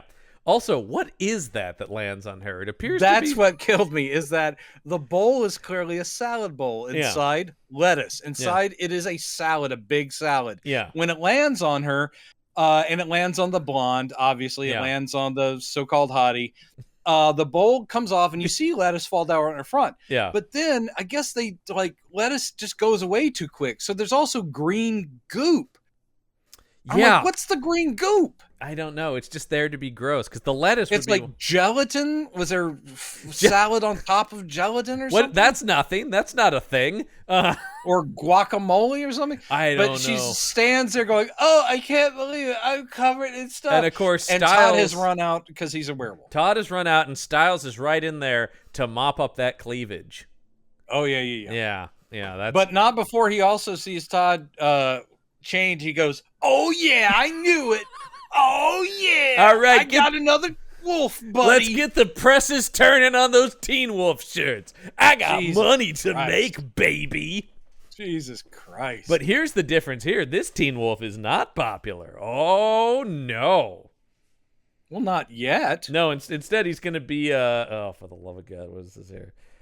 Instead we get this whole montage. So much of this movie is a montage, by the way. Oh, yeah, no. I know. First we get this insane sequence that starts the montage where they have a dish of fleas that they're passing down to Todd. But that's dumb. But I want to talk about this insane professor who's like getting all choked up about the death of Lincoln. See, what is this class? Here's the thing. Okay, again, this is about a first draft kind of screenplay. Yeah. Tim Kring, I'm sorry, man. I'm sorry. This is shit work. But it is. It's very early. I mean, as I said, it is amazing he went on to have a successful career after this. He basically is like, okay, I have to have him in another course. Yeah. So while they're pranking him, the whole thing is that everyone's mocking him, not for being a werewolf, but being a dog. So they all call him a dog. He's a dog. So that's why the popular kids, including the hot blonde, they're like, we'll prank him with this little container of fleas, and we'll set it loose on him so he'll scratch. Oh, because he's a dog. Jesus Christ. So that's happening during a history course. And there are many things. You could have a professor in a history course in a movie about a teen wolf. Yeah. You could have him mentioning a lot of things. You could pull in wolf reference things. You could have it, but instead they just went to, what if he's giving a very deadly serious talk about the last night of Lincoln's life, and as he passes away after surgeons couldn't save him, and you're like, why is this doesn't tie in tonally? This doesn't match anything. No, it's the whole thing is that he's offended because Todd has to excuse himself to run out because he's scratching at fleas. It's another thing where you go like, is this a joke? Because if is this a joke? I don't know. Supposed to be funny? I don't know what the joke is. Like, I don't get this. No, you could have had him be a more eccentric professor doing something else or something funny. I mean, God damn it! Look at the whole thing. If you go to Ferris Bueller, the whole thing that made Ben Stein's appearance in that work so well was they said, Ben, think of the most boring thing you could talk about in your Ben Stein voice, and he starts talking about some sort of old form of capitalism and merchant commerce and all that. They call that what class? Yeah. What? And that is funny. What? But by the way, I shudder that we even mentioned Ferris Bueller on the same episode when we're talking about this movie. Oh, I know. An absolutely perfect movie, one of my absolute favorite movies.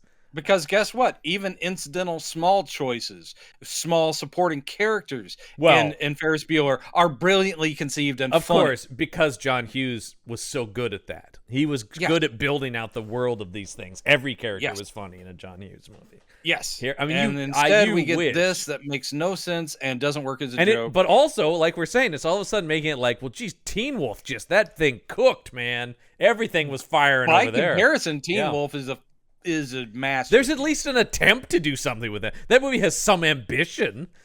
You get the sense that some work went into that, like some people cared about the quality. John, of that. I warned you before we went on camera on mic. Yeah. I am angry at this movie. Yeah, you're getting me worked up. I was kind of mad. Now the more I think about it, the more I'm like, no, this movie is garbage. You can't take people this talented and give them shit to say in front of shit cameras and shit editing and not expect people to get angry. Yeah, because it's a waste of talent. So he runs out of class, and he runs out of class right into, John Astin, who, by the way, I don't remember any dean just milling the halls of the school as much as this guy does. No. I didn't spend a ton of time in college, but I don't remember ever even seeing the dean. Well, that's the thing, is that every movie, you can go down the line of every famous college film, they always make the dean seem more like a high school principal. Yes. That's actually involved with classes and day to day. I say the same thing. When I went to art school, and I went to 3 different art schools, I don't think I ever met anyone that high up in the administration. When I was in film school, one of the years I was in the student film festival, and this guy came up to me and was like, that was great. I love this. And it was afterwards, somebody goes, oh, that was the dean. And I go, oh, well, shit, I'm glad he liked the movie. One of those things. I didn't even know it was just some guy. I thought it was somebody's parent or something who came up to me.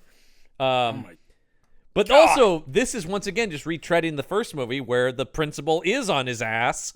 Right. And he runs into him in the hallway, and John Astin is here going. But guess what? In Teen Wolf, he's even given a reason for that too. Yes. Backstory. Yeah. Actual personal involvement. John Astin's entire thing in this movie is just, I need this boxing team to win. I need the boxing team to win the championship. That is not a compelling motivation. Or else the entire college is doomed. Dear God. I do not understand the stakes of this. Dear God, I bet the whole college on this boxing team. Oh, what a mistake. If it did become like this gambling drama where he has this real sickness and he bet all the investors' money or whatever. Right there. You literally, you've just hit on a small, tiny change that adds a little bit more reasoning and motivation. As you make him as you make him a gambling addict, and he made a bad call, and everything he's doing is a desperation to cover that up. Yes, that maybe local mobsters are on his ass. Whatever. You can add some funny mobsters, and then at the end of the movie, the Teen Wolf scares off the. You see how this works? This is us just logically following a few things. They didn't do that on this movie. It took us all of 4 minutes. Yeah. Tim Kring, give us a call. I'm sorry, what I should say is Tim Kring, circa 1986. Give us a call. Okay. Yeah, Tim Kring's not calling us now. I do see the last thing he worked on was that failed Jason Bourne TV show. I didn't even know there was one. Treadstone. Well, it's Jason Bourne without Jason Bourne.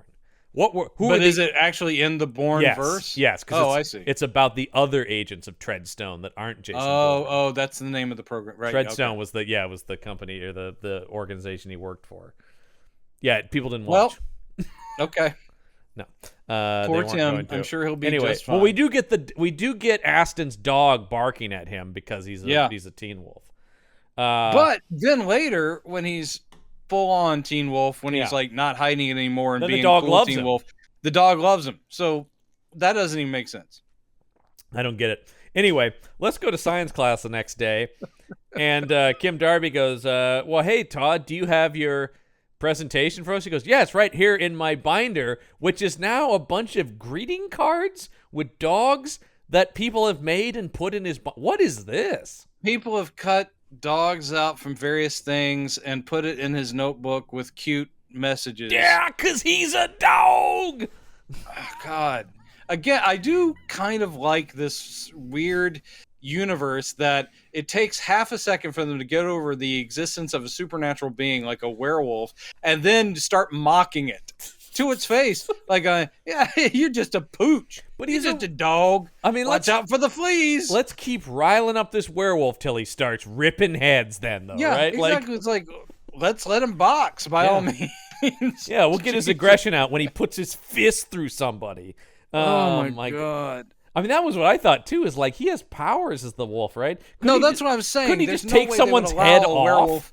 Yeah. There's no way they would allow a werewolf to play high school basketball. He's a but supernatural creature, There's also no way they would allow a werewolf to do college boxing because he has unnatural advantages. Yeah. Speed, reflexes, senses, highly trained senses. He has super strength. He has claws and fangs. Jesus Christ. I just came up with a scene for a Teen Wolf remake. You need like a Tucker Carlson type because they're all yelling about the transgender thing, which is stupid. But now you have him going, I don't think a werewolf should be playing sports with other normal humans, Like that's your thing, right? If somebody needs to be like, well, I nowhere in the rules does it say a werewolf can't play, It's a pathetic thing to hang any kind of praise on. But this movie at the very beginning with the uncle, he basically says, he goes, I'm just not ashamed of who I am. Yeah. And I know that was kind of the message of the first movie as well. And it's just sort of like, look, you're a werewolf, but it's okay. You don't have to hide it.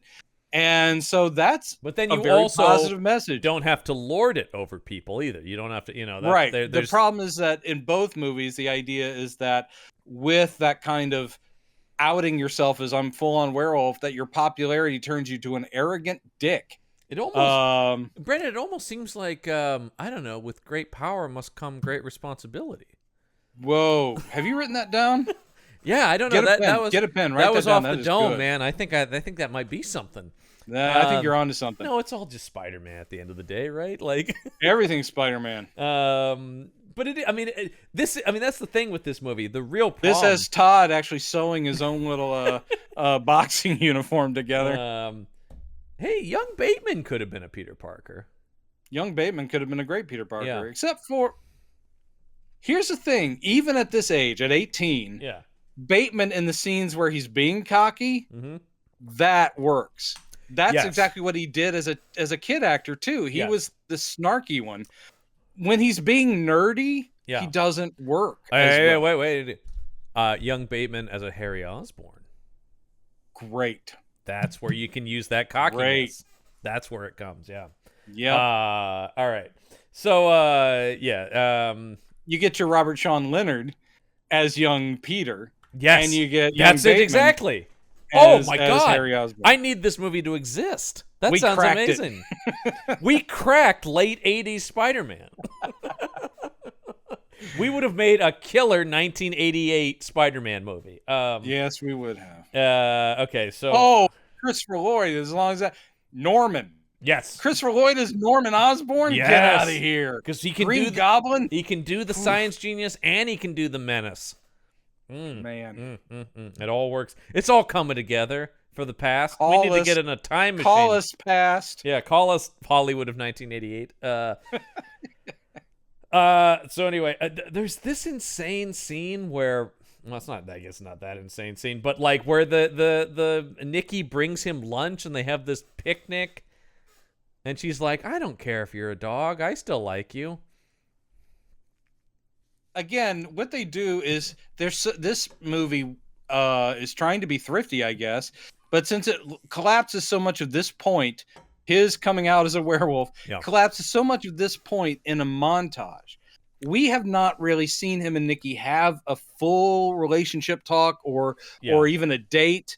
In fact, her name Nikki is only dropped like in her third scene or something. You don't even know her name, and suddenly all of my that's notes, in the one where he asks her out. My first page and a half of notes, I'm just calling her cute science girl, right? Because that's what she is in the movie up to that point. And so we don't have an idea of their budding relationship. Suddenly they're on this picnic, and she's giving him fried chicken and saying that she doesn't care that he's a werewolf. It's just so stupid. Very strange. Yeah. Well, let's go. It's the first boxing match, and we don't start with Teen Wolf in the ring. We start with Chubby in the ring. Yeah. Chubby in the ring. Boom. Ka-ding, ka-boom. It's good, Tim. But oh no, not Tim Rice. It's who the fuck am I? You're Bernie. Bernie, yeah. It's pretty good, Bernie, but I think there's something better than Chubby in the ring. Keep working. Chubby! Yeah. Chubby! Nah, it's almost there. Like, it's almost there. But there's something better. But yeah, we get Chubby in the ring, and he's doing the same kind of stuff that he did in the first movie, which is kind of, it's a pseudo. This is where my note does say, there's no way he's in the weight class here. Nope. This guy's way smaller than him. And also, look, I don't. He does comedic fat guy dancing around. I don't expect realistic boxing.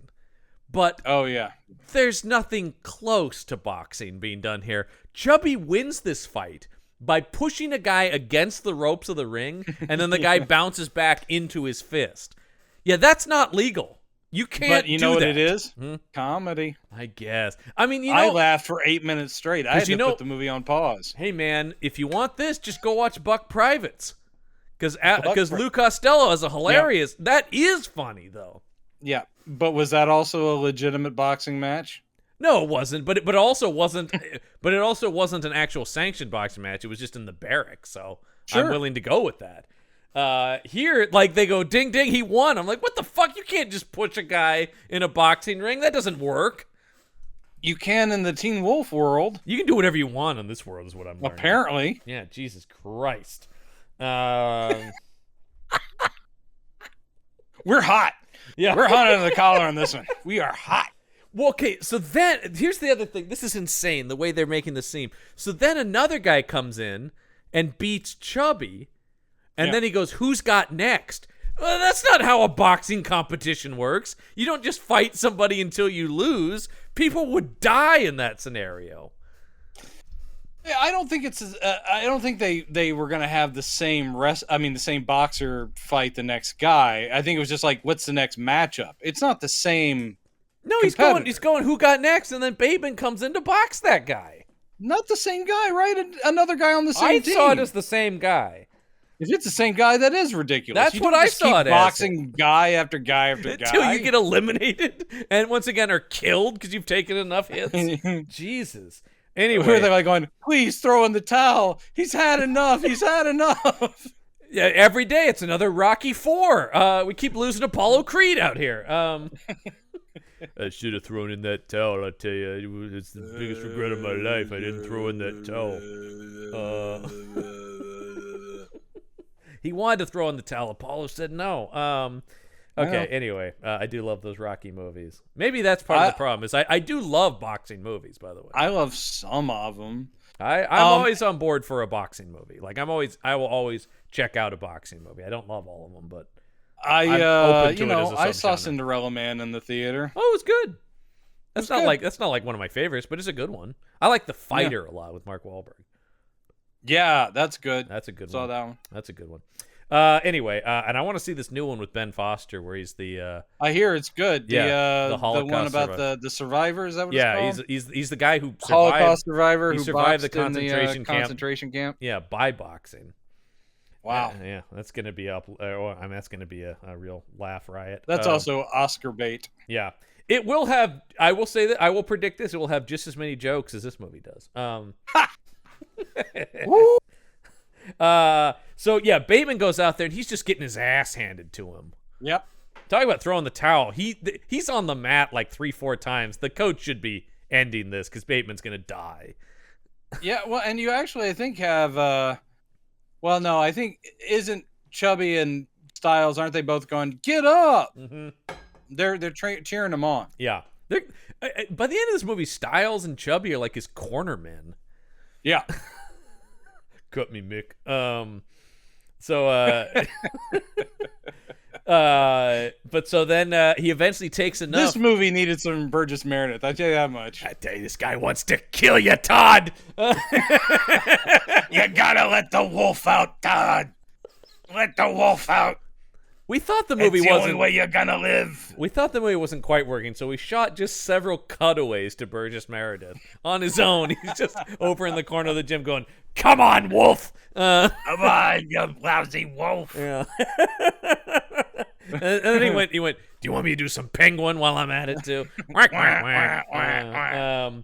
So he turns into the wolf, and then just destroys this man. Yeah, they do a thing which is very cartoony, and actually almost exactly lifted from Popeye. Altman's Popeye, because the thing in that boxing match when he gets knocked down, Then he gets the spinach. When he jumps to his feet, it's actually like this comedically large leap in the air, and he comes down ready to fight. I was waiting for the music. Yes, this exactly happens. He turns into the werewolf, and then he springs 18 feet in the air, comes down, and is ready to... I did think it was potentially legal actionable when Baby went... I am what I am. Yeah. I just take me spinach. Yeah. Maybe cut that out, said the studio. Yeah, so he wins, and all of a sudden, everybody loves this goddamn wolf. So much so, we cut right to a big raucous college party. All right, okay. I've been waiting to get to this scene. I've been waiting a long time to get to this scene. Here's the first thing. Here's the intro to the scene. It's a crane shot. Yeah. And we had some money on this one. Money has been spent at this college too, because this is pretty big. I was gonna say, we talked about this is a California or a Colorado college. Yeah. This was shot at Pomona College in lovely Claremont, California. Yeah, and you can tell from all the palm trees, which are indigenous to Colorado. Yeah, this is aggressively like Southern California. You can see it. This place it's strung with lights, and it's everyone's dressed up.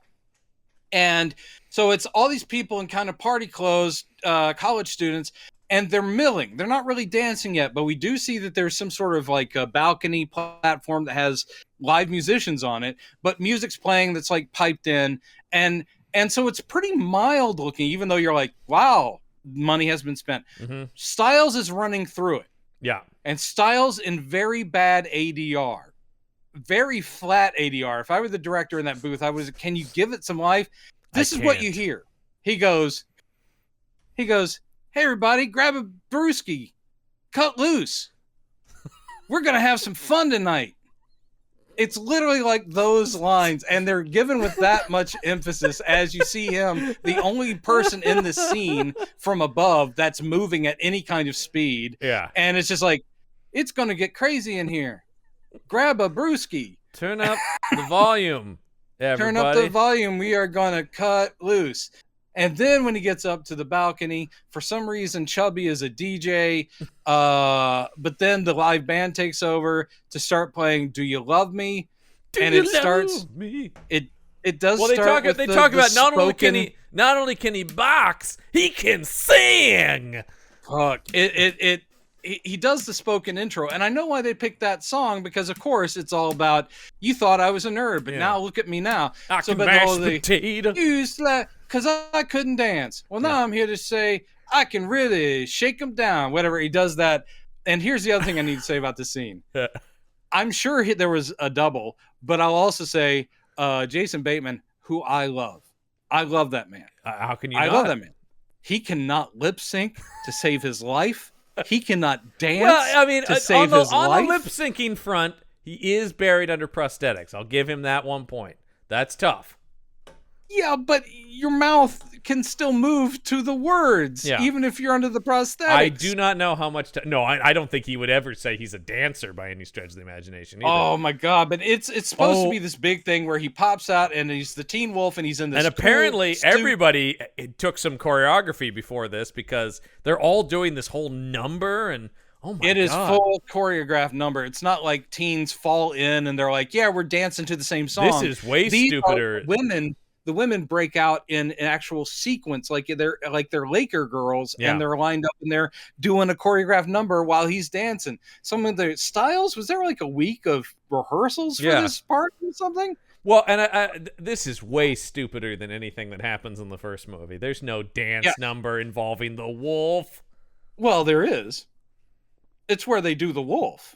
Oh, that's right, there is. But he's like leading them in that dance He's leading them in that dance, but it is coincidental and fantastic that a song about doing the wolf comes on. I guess that's true. But the movie had earned that point. This is his like first night out. I don't know, like that one still reads better. This makes no sense, and everyone is fully on board. And the whole thing is, he's getting that arrogance just like his cousin did. Same thing happened to your cousin.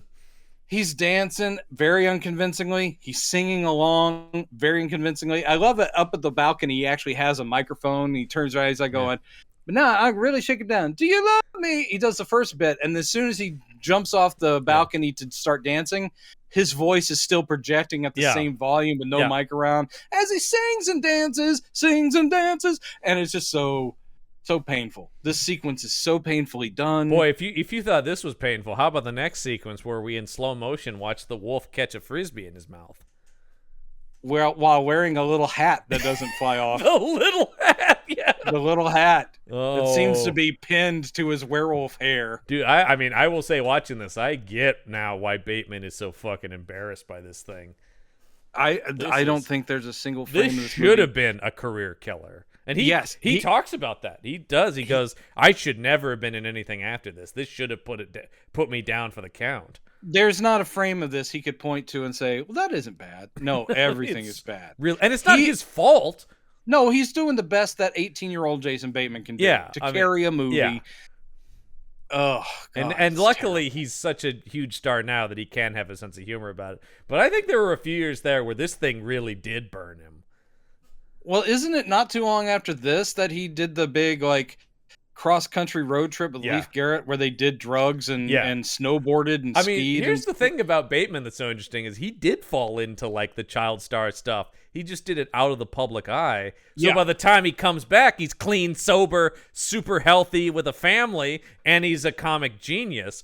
But there's that whole lost period of the 90s where he's a coked up mess. Yeah.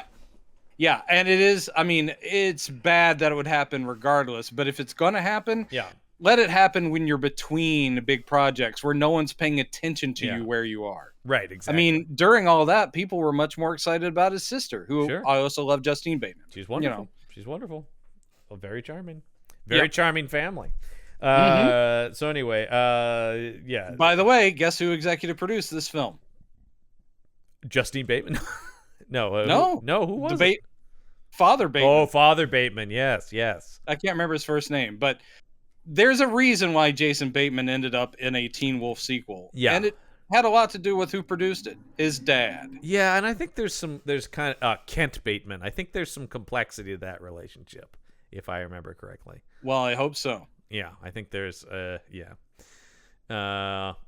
But my question to you, John, is do you love me now that I can dance? Only if you can mash potato, sir. I can mash potato. I can do the twist. Yeah.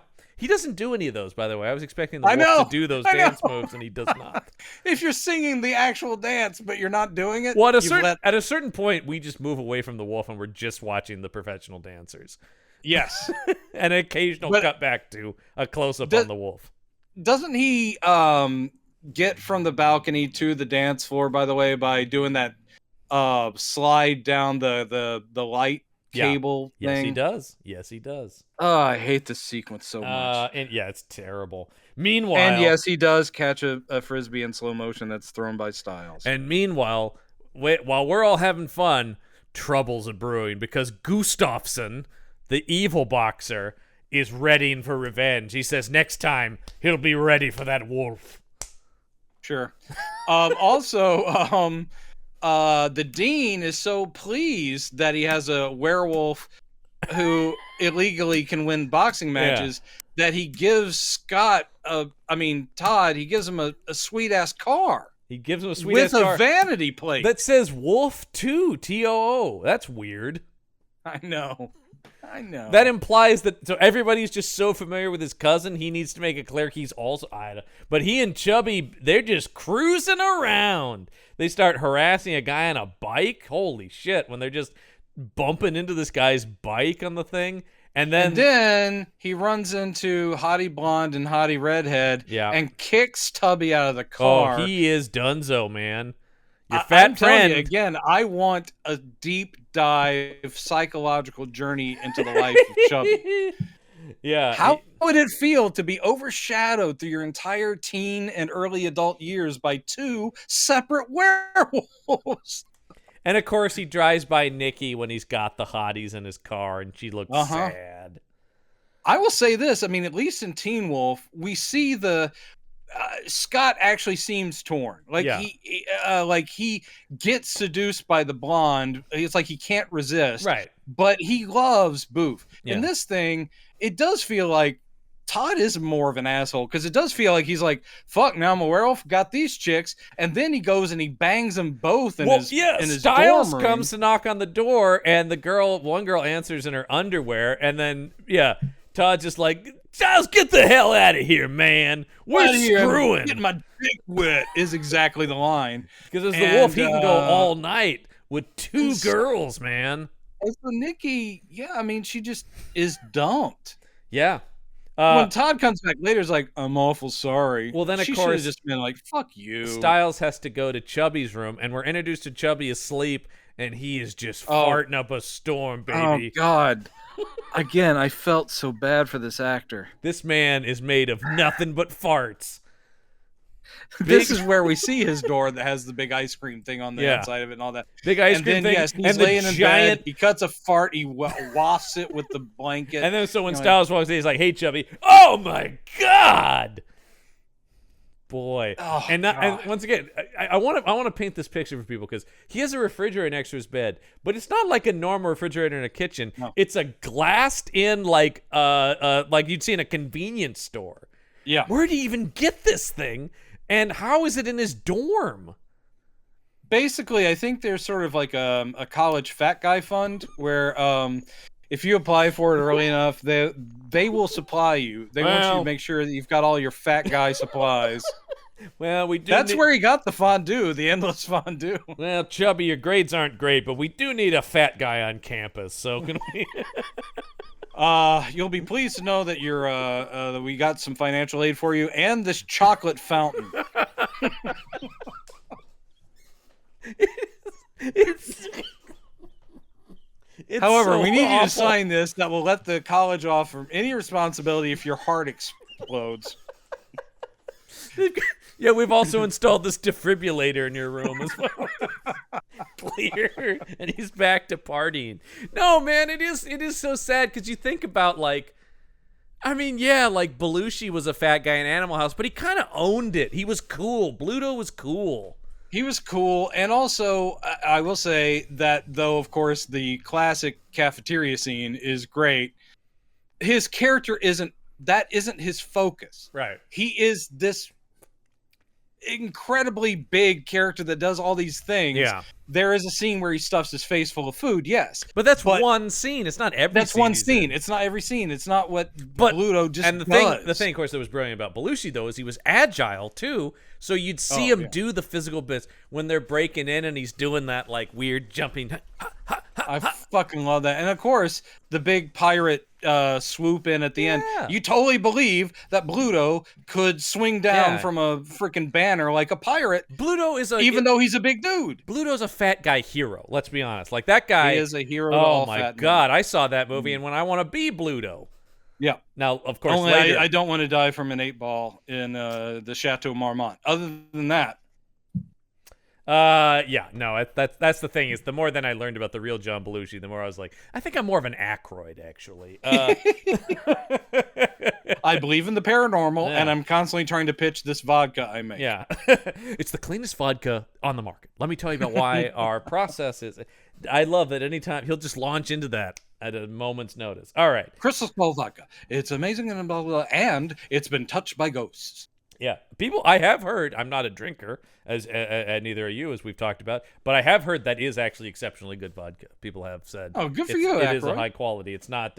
He's not bullshitting about that. It really is good stuff. I do like the bottle. I mean, it comes in a glass skull, so I'm all for it. Yeah, he was in Portland one time at a liquor store signing bottles of it, and I wanted to go down there and get one. But I missed it, and I'm like, God damn it, my chance to meet Aykroyd. All right, but in all this raucous partying and screwing that he's been doing, he apparently has not come to science class at all because, by the way, great, it's a biology class. What are they doing? They're dissecting frogs. Of course they are.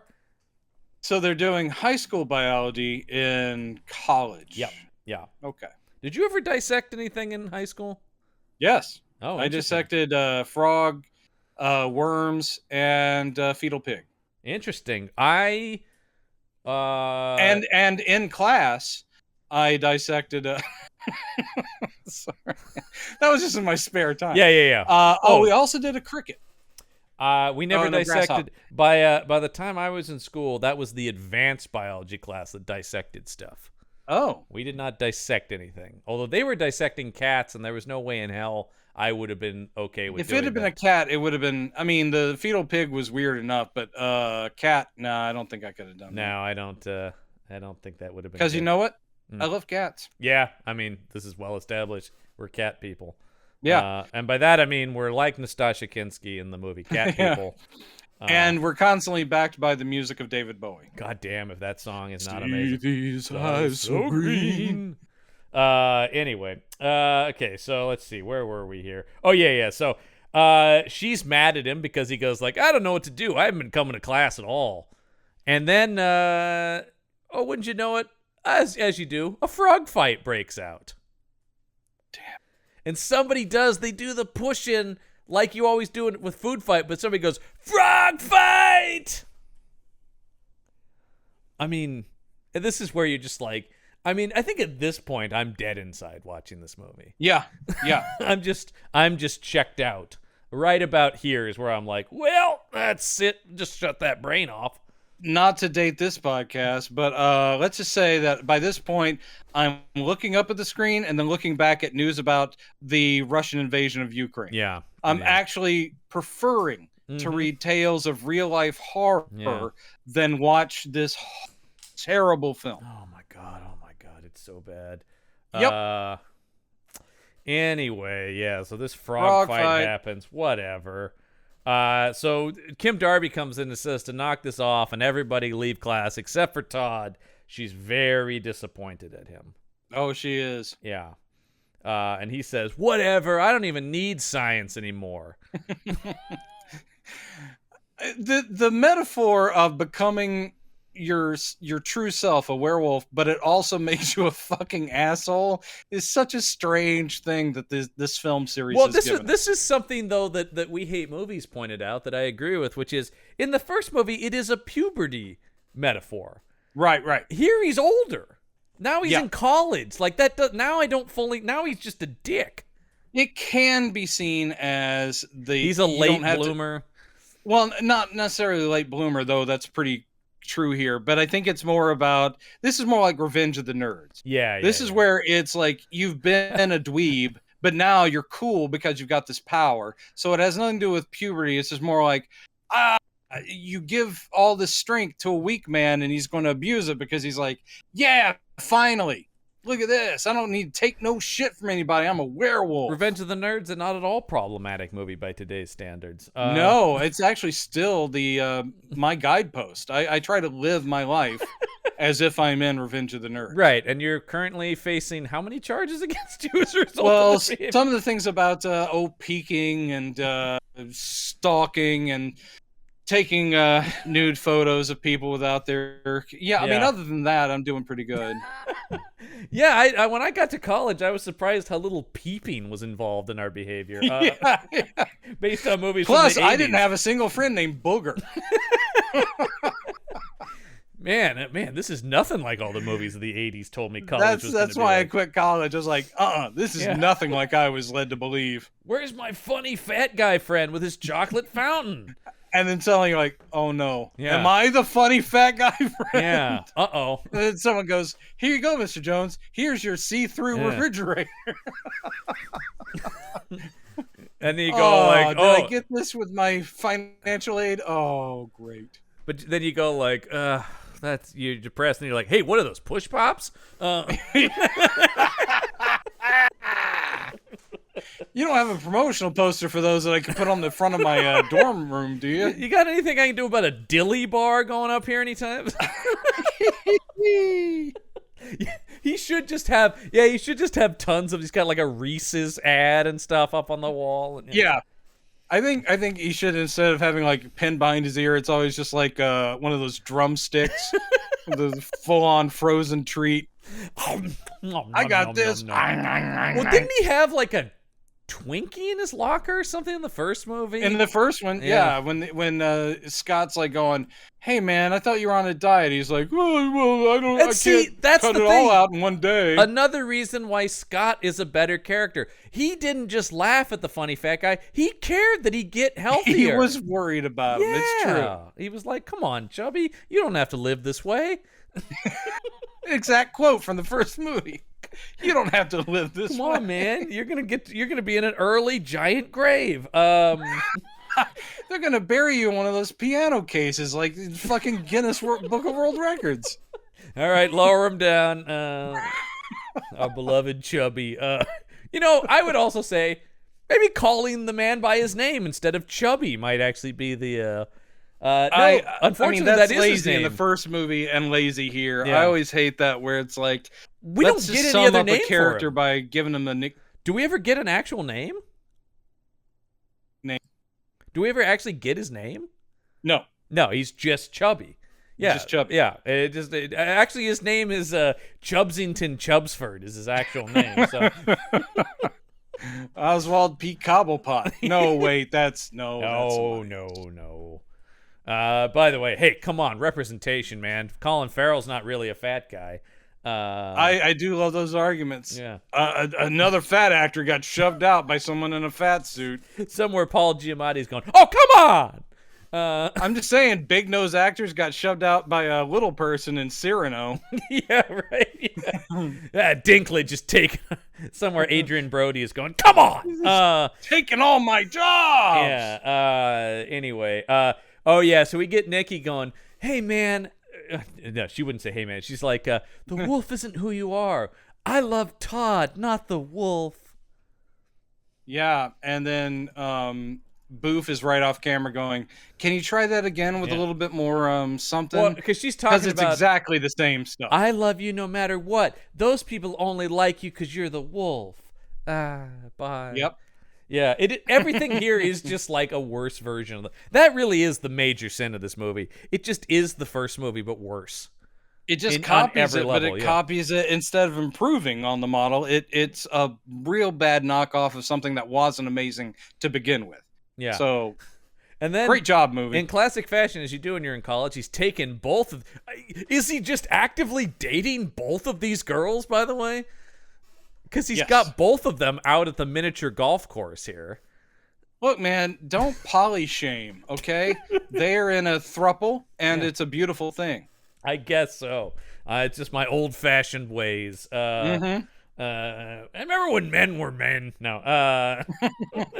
Well, I do, thanks to that new Tucker Carlson documentary. You knew exactly what I was referencing. Great. So I've been getting my nads just blasted with light. Yeah, gotta tan them balls. Tan them balls. Yeah, the darker the better. Oh God, our world is doomed. Let's keep talking about Teen Wolf 2. Yeah, man, it's all we can do. So Gustafsson, our douchebag guy, comes up and he's like, "Hey, you're no big thing, Wolf, whatever." And the girls go with him here? I don't quite follow what the reasoning behind anyone's actions in this scene is. No, it doesn't make any sense. Because he's like, "Come on, girls, you're with me." And they're like, "I guess we are. We are technically his property." And then he picks up... they're given no... They have like 3 lines of dialogue. Yeah, they are props in this movie, let's be honest. It's terrible. And then Gustafsson picks up the golf ball and crushes it in his hand. That's not humanly possible. Says you. I mean, not since Odd Job have I seen this happen. And not many people walk around with razor blade lined derbies. Yeah. Or bowlers, actually. Yeah, it's a bowler, yeah. A hat that would end up being his undoing, actually, too. Yeah. He couldn't let it go. Yeah, R.I.P. Literally. R.I.P. to Odd Job. So, yeah, then he comes back. So now he's all bummed, and Styles doesn't want to hang out with him either because he thinks he's a jerk now, too. All right, here's one of the things I love about this hypocrisy. Styles has been through this before. Mm-hmm. Not his first rodeo. He should actually be sitting there going, "Oh, right, you've entered your asshole phase." Yeah. But instead, he does this big thing about, "Dude, I thought you were someone cool, but you're just a jerk." And blah, blah, blah. Styles' feelings are hurt. Yeah. The next time we see Styles, he's on his fucking merchant bike with all the T-shirts and the flags that say Teen Wolf. Yeah. He's over it really quick to make some more bucks off his buddy. Well, I mean, this is the big problem with bringing back the side characters of the first movie is, how are they not just going, man, just like Scott, we just got to be there for him or something like that. Instead, they've forgotten everything that happened to them last time, and they're just going through the exact same thing again. Scott isn't mentioned much at all after the beginning until around this point when Todd realizes it's out of control, and he does call his uncle back for one scene. Yeah, who shows up to have a heart-to-heart. And he says, hey, wolf or not, you've got to be you. Yeah. That's the advice there. Yeah, you got to be you. And then I love this tacked on thing. He goes, but if I'm just me and I go into that boxing match, I'm going to be killed. Yeah. And then the uncle goes, did I tell you I used to box in college? I could show you. I might be able to teach you some stuff. In fact, here are my old boxing gloves that I brought with me just in case. What the fuck? I know. And plus he goes, and when is this match? He goes, tomorrow. He goes, we got plenty of time. Yeah. And then suddenly I'm reminded of Stripes. Like, we'll just stay up really late and cram for the big boxing match, and we'll be fine. Well, I looked at the time codes here. This movie is 90 minutes long. He turns into the wolf at 30 minutes for the first time. This scene where he's realizing he's made bad decisions and he calls the uncle, 60 minutes. Yeah. This thing is perfectly sectioned off into 3 30-minute acts. Somewhere, Sid Field is jacking off in his grave. Yeah. Oh, perfect. Yeah. Perfect. Just the exact point to end Act 2. Important plot point number 1. Yeah. Page 15. So Todd goes to then he goes to apologize to Nikki. She goes, well, if I were you, I would say something like, I'm sorry I'm a jerk, and I'm sorry I hurt somebody I really like. And then he says, I mean, something psychotic, I think, because they've known each other so shortly. He goes, well, I'm sorry I hurt someone I really love. Yeah. And but again, I think it's because we've seen all these montages.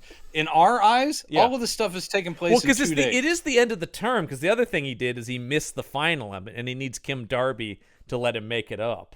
Which she, of course, immediately does. Yeah, with almost no convincing. Then he doesn't ace it, but he does okay enough to pass. I love that she just looks at his paper. Yeah. She just looks at it, scans it, goes, well, you did good enough. Yeah. I was going to pass you no matter what happened on this paper, so let's be honest. And we'll find out why. Well, also, before we get that, we got to talk about this studying montage, which is set to Send Me an Angel. Okay, that is one of the schmaltziest, but still great. When this song came up, though, all of a sudden I was back into this movie. I'm like, send me an angel, ooh, send me an angel right now. Yeah, right. And I love that it's this very romantic synthy thing, and of course, it's perfect accompaniment to people looking at books. Well, they're looking at books, then they start making out. Then they make out. Then they have sex. I think they go all the way. They do, because they lay down on the bed and then they wake up together the next morning. Yeah. So. Yeah. Hey. But also, we should talk about... And the shot of the used condom on the floor, I thought was really... I was like, I didn't need that. Well, I was just going to say, let's just hope he used a condom when he was banging those 2 other ladies for God knows how long. Now they've got puppies. Oh, where was that joke? The were litters. Oops. I swear I never touched him. Oh, no. That was something they were saving for Teen Wolf 2. Yeah. Well, that's the thing. This was originally planned to be a shared universe of Teen Wolf. No. I just want to see who did that. Send Me an Angel, performed by... I can't remember the name Real of the band. Life was the name of the band. What was it again? Real Life. Real Life, yes. Send me an angel. It was their one hit. Yeah, and it's a great. I mean, I do love that. No, it's an iconic one of the time. It's great. So everything. You also get in this. Who do you want to be today? By Oingo Boingo. Which is, I mean, look, I'm a huge. Who do you want to be today? Who do you want to be? Which actually does fit the movie pretty well when they use it. Yeah. Yeah, no, the Oingo Boingo songs are great because that band is amazing. But it does seem like how many of these 80s paranormal monster adjacent films have used Oingo Boingo. Yeah. And then you look at their songs and you're like, yeah, they kind of were always talking about stuff like that. Well, there's a reason that Elfman segued into doing like Burton movies and stuff. It fits, right? I think there's a lot of similarities in their interests. I'm not a Coachella guy, but I would have loved to have seen Danny Elfman's performance at Coachella this year, which I heard was amazing. I didn't even know he did one. Yeah, he did. That guy, his new album, by the way, very good. Wow. Yeah, very, very much enjoyed it. Kind of a return to his Oingo Boingo days. Well, I know what I'll be looking up. I really enjoyed it. Also, a lot of rage. That guy's really mad about the current state of politics. So I definitely related to that. It's an angry album. All right. So he goes. I'm not going to be the wolf anymore when they're in the locker room. They're like, what are you talking about, man? That's crazy. And then, oh my God, this insane thing when it's like, but we can go out there and do it as a team. And then they all sing that school song from the start of the movie. What? Yes. What is going on in this thing? And again, as you pointed out, as we've both pointed out, a team, if you want this to have that kind of feel, then you would go with something like baseball, basketball, soccer, football. Boxing is an individual sport that cumulatively gets you a team score. Yes, and I'm sure that they do feel close like a team, but that's not... It's once again, like, it might as well be the golf or tennis team, too. I mean, my God. Yeah, exactly. It's not about, guys, together we can do this. No, because it's all the there's no, once they're out there doing their sport, there's no aiding each other beyond just rooting each other on. Yeah. There's no, like, you need to make that play and throw the ball to me and get this so we can all of our skills There's no teamwork. add up. It's individual excellence. No, that's why basketball worked, because you could have it be, we'll throw the ball and make sure when I'm open, you pass to me. Well, you know. Yeah. But no, they're going to go out there. But then Aston, of course, has to stop him on his way out there, and he goes, boy, you better turn into that wolf kid, because he's got aspirations beyond this. He goes, first you win this championship, then we take you to the Olympics. Then we, and you're like, well, I don't understand. How would that help the school? Is he going to then manage this wolf as a boxer? I know. Yeah. How does this pay off for you at all, Dean Dunn? I can bet on all these events, I guess, is what he's hoping This for. is so stupid. The writing of this is so stupid. And he goes, come on, you got to fight as the wolf. I can get you anything. Do you want more cars? Do you want more women? He offers him more. He's like, I can get anyone to fuck you. Trust me. I know. And why does he have that kind of power? Why would those girls fuck him? Because the dean said so? That's crazy. Also, it doesn't work. What I want to read is the investigative report into this guy's behavior that comes out a couple years after this, when he's brought down on NCAA charges for this whole thing. Because this is kind of a real thing that happens, like the cars and stuff. They'll do that for basketball you hear about that recruits. Where they get seduced to come to a school by, we're going to make sure that you have an unbelievable apartment. And you're not supposed to do that, but it's a thing that does happen. But here it's completely insane. I can get you anything. What do you want? Drugs? You want drugs? I can get you drugs. I can get you women. You want a second funny fat guy friend? I can get you a second one. I can get you as many funny fat guys as you want, and they'll be funnier even. They'll be even funnier. They'll be funnier, and they'll be fatter. Look how awesome you're going to be compared to them. Yeah. Just walking around, people are going, oh, look at those fat guys, but, ooh, who's that werewolf? Yeah. So insane. He's so desperate. And then, of course, this is where we get Kim Darby confronting John Aston, going like, you leave him alone. And why should I do that? And wouldn't you know it, Kim Darby's a werewolf.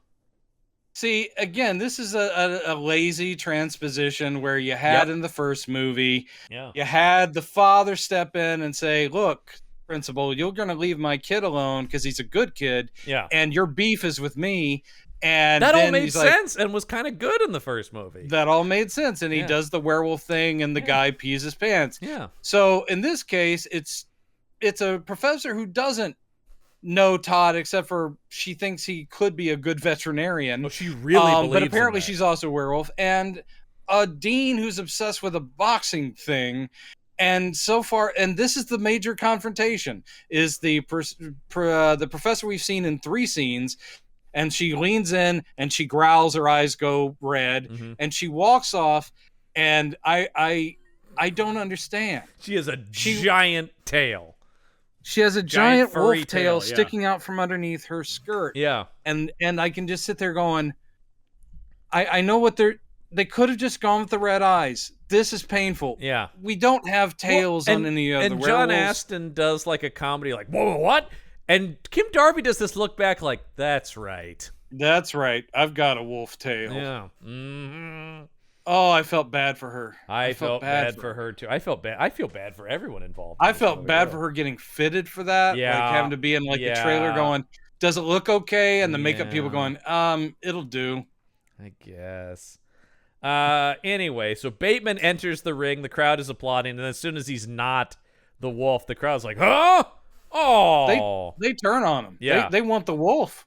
Well, and then when I do love when he goes, yeah, I'm not gonna box as the wolf. Oh no, it's in this scene actually where he gives him the car keys back. He goes, here's those keys back, and this is my last fight. And Astin goes, well, then I hope he kills you. I am now rooting for your murder. Yeah. Yeah. By the way, what is not answered ever is if he wins this fight, is that enough to save the school? He keeps saying, like the dean keeps implying that this match is the most important thing ever in the history of the school. So I guess the school will be okay after this then? Because spoilers, he's going to win this fight. But like, does that mean it's saved? The movie ends so quickly, as a lot of these 80s movies do. It ends with the typical celebration thing. Yeah. But like once again, there weren't these kind of stakes for that final basketball game in the first movie. Like, no, was that even like a regional championship? Maybe it was, but I can't remember. I don't think it was. I think it was just beating their rivals, which were the other beating their rivals. Yeah, that was it. I think it was more of a like moral or spiritual victory than this is like the whole school will shut down. Moral or spiritual victory in Teen Wolf. Yeah. Well, it's a morality play, really. At the end of the day. Is. Yeah, it really is. So Bateman enters the ring, as we said, and of course he's getting the shit kicked out of him. But there's a moment that would get goosebumps.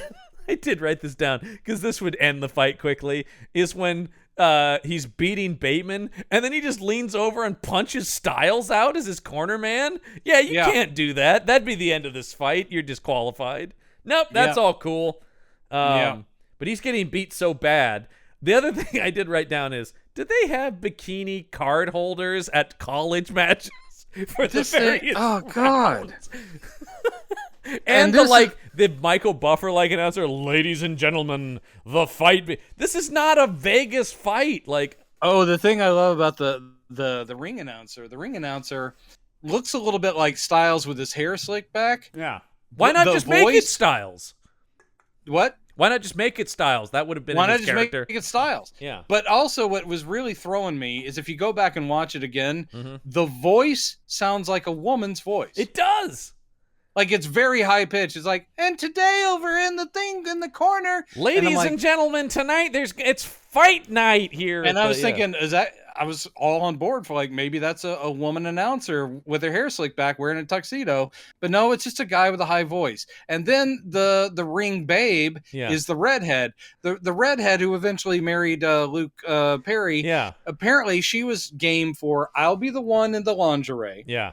Because she's the one that jumps out of the room. True. And then I'll be the one in the bikini. Blonde wasn't going to show off the bod. Not for this piece none of the other shit. people, including Nikki. They're like, no, if you need the whatever flesh you're going to get out of Teen Wolf 2 is going to be that one redhead. You know what's interesting though is S.D. Chandler, who's Nikki in this, goes on to star in a movie a couple years later with Luke Perry.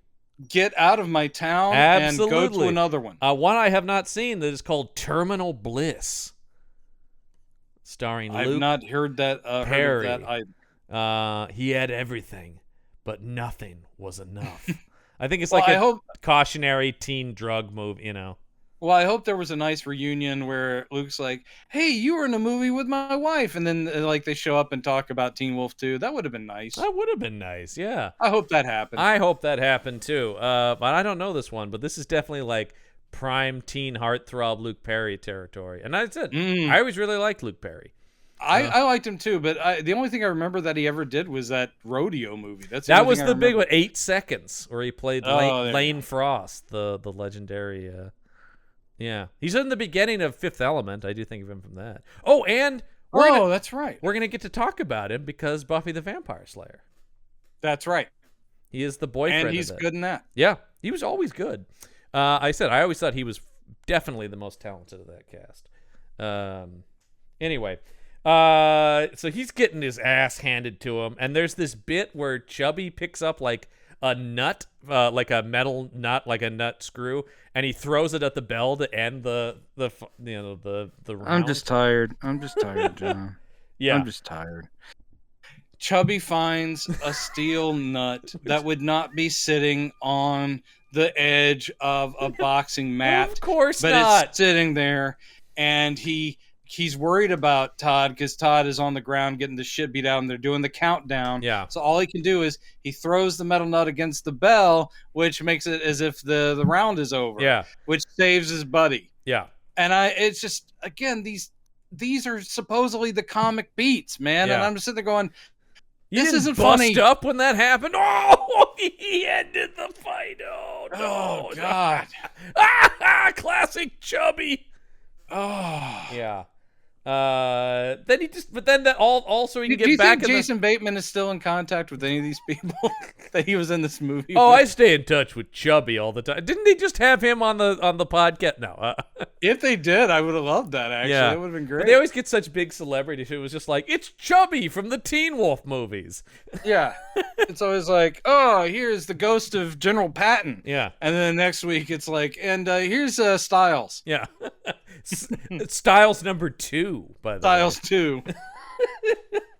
Styles the Lesser. Yeah. So he's still getting his ass kicked, though. But of course, when he's on the ground, we see his eyes turn red. But he shakes it off. He's not going to turn into the wolf. He's not going to do it. Absolutely not. And then he just kind of randomly wins the fight. It's weird. Because he comes over. He just gets up and he's like he catches energized, but he's not the wolf. He's like, catches him with an uppercut because he's down on the ground, and he comes up, which I also think this is illegal. I don't think you can be on the mat like you're going to be knocked out, have the guy come over, and then you just stand up and uppercut him. Pretty sure that's illegal. Otherwise, you would do that all the time. Yeah. Oh, I'm really true. Down. The guy comes over to be like, is he down? You're just like, clock him.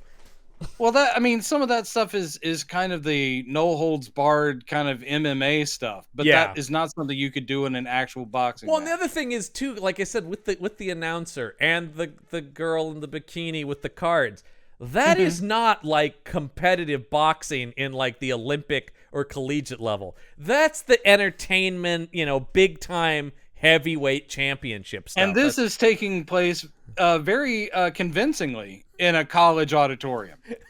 Colorado, yeah.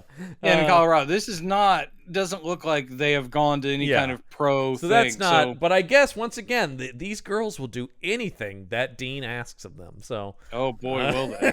Also, we should mention that in the crowd is his uncle. He showed up for I guess he stayed, And his uncle is sitting with Nikki, who he's never met, yet somehow they know each other. I know, you would think there would have been a scene where, like, Nikki, this is my uncle. He's awesome, and they're like sitting next to each other, and they're both rooting and like smiling at each other. You're like, they don't know each other. They don't know each other. They have no idea what this. He ends up knocking the guy out, which good for Todd because he would have lost on the cards for sure. Oh yeah. He got no shots in except for right here, but he puts him down, which wouldn't happen because once again I'm looking at Bateman's arms versus this mountain of a man that he's fighting, who he wouldn't be fighting because the weight classes don't match. He's kind of an Ivan Drago kind of big dude. I mean, his name is Gustafsson. They even kind of make him foreign, but not. It's weird. Anyway. So everybody runs out into the ring, and it's all like you almost want the. It is like, oh, I'm being hugged by the people I love. Yo, Adrian, I did it. And then, which is weird, is just the way it's staged. Like plot is moved kind of backwards with Nikki and the uncle, but forefront in the frame right before the movie ends is Chubby making a move on the blonde. Yeah, who pushes him off and is disgusted. I thought it would have been clever if she was kind of into it. Like, because he won his fight, and now she's like, well, maybe. That would have been, I mean, it would have also made no sense, but at least it would have been well, it would have made as much sense as anything because she's not really a character. So I know. It would have been possibly a little comedy beat, or if nothing else, after 2 movies, we could have felt good that Chubby got something. Yeah, exactly. He gets nothing. He gets absolutely nothing. She slaps him in the face and is disgusted by him. He goes back to his chocolate fountain and his fondue. That's all he's got. He then goes home, has sex with that refrigerator. And farts and farts and farts. Yeah. That's his sexual release, let's be honest. It's just the farting. I don't know, something's wrong with my system, man. That's just how it comes out now. Here it comes. Oh, baby. Oh, yeah. That's what the doctor ordered. Do you see what you've done to us, Teen Wolf 2? We're debasing ourselves with this humor. Yeah. I just did a loud raspberry. Yeah. It was a fart and sex joke. That's how dark this show's gotten because of this movie. Anyway, that's the end of the movie. This movie is bullshit, and it hurt me, man. That's the end of the film. That's Teen Wolf 2 from, by the way, a company I don't know at all. What is this? Atlantic Entertainment Group? What the hell is that? If they were the production company, I don't think they released it. Wasn't this picked up by at least somebody? That it may have been, but all I know is when TriStar or something. I'm sure it was something like that when it was released. But when I hit play on this thing, this Atlantic logo came up. No studio or anything, just them. So I don't know. No one wants to claim it. No, I think it's an MGM release now. The DVD set is on, but I don't think they made it originally. So that's honestly, I think I'd rather watch that Teen Wolf animated series. At least that has beloved Scott Howard as its main character. Good. Oh, and his entire werewolf family. Oh yeah, he's got the whole cute family with his uncle his grandfather and his grandmother. Who seems to be Scottish, apparently. Yeah. Well, they are talking about. They do have lines about like back in the old country. I will say, just as a quick last note about those that animated show. Styles is voiced by Ralph Malph himself, Donnie Most. Wow. Yeah, that's right. And Stacy Keach Sr. is Grandpa, and the legendary June Foray is Grandma in it. So June Foray, who, man, I mean, the female Mel Blanc, absolutely unbelievable. And it was Townsend Coleman is who voiced Scott in it, who you may not know the name, but you certainly would know him as Michelangelo on the original Teenage Mutant Ninja Turtles, and he was the Tick on the Tick animated series. Oh, that alone, yeah, that earned him a place in heaven. Absolutely, this guy, because that is indelible. He did such a great job. Yeah, the guy is amongst, of course, a million other voices, as a lot of voice actors do, but certainly those are two that greatly impacted me. Nothing better than the scene where the Tick is blasted into the afterlife and God appears essentially as a big tick head in the desert, and he goes, "It's like you can ask me any question." He goes, "How am I doing?" is the question he asks, and then this big hand with a thumb up comes up out of the sand. Oh God, that show really did a great job adapting those comics. Indeed. Teen Wolf 2 though, utter trash. Don't ever watch trash. It, please. Don't watch, even if you're a Jason Bateman. In fact, I'd say, especially if you're a Jason Bateman fan, don't watch. No, it's sad to see him in this, and I mean, because he's, like I said, you're watching this guy do his best, but good God. Oh boy. What's next week, John? What do I have to look forward to next week? Well, next week is another sequel. So, so that's good. But we will have a guest back with us. Our good friend Elliot Lewis will be back with us yet again to talk about a return to Salem's Lot. What? We can't go back there. They burned it.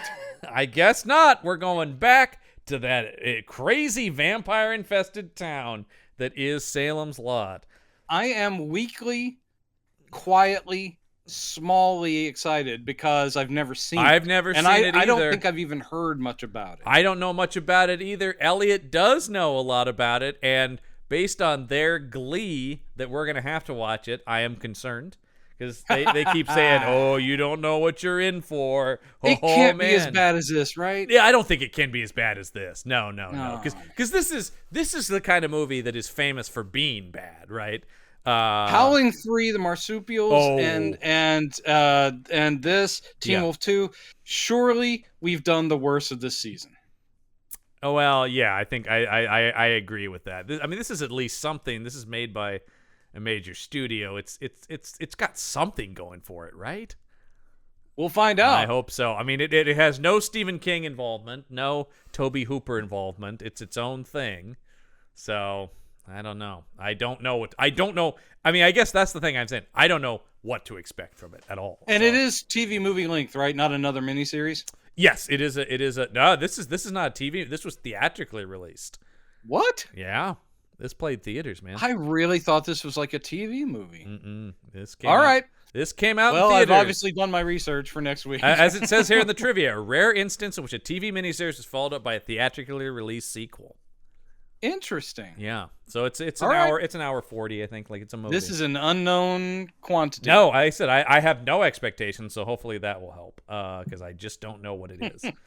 Anyway, I don't know what it's about. I don't know who's in it. I don't know anything. So I think vampires will be in it.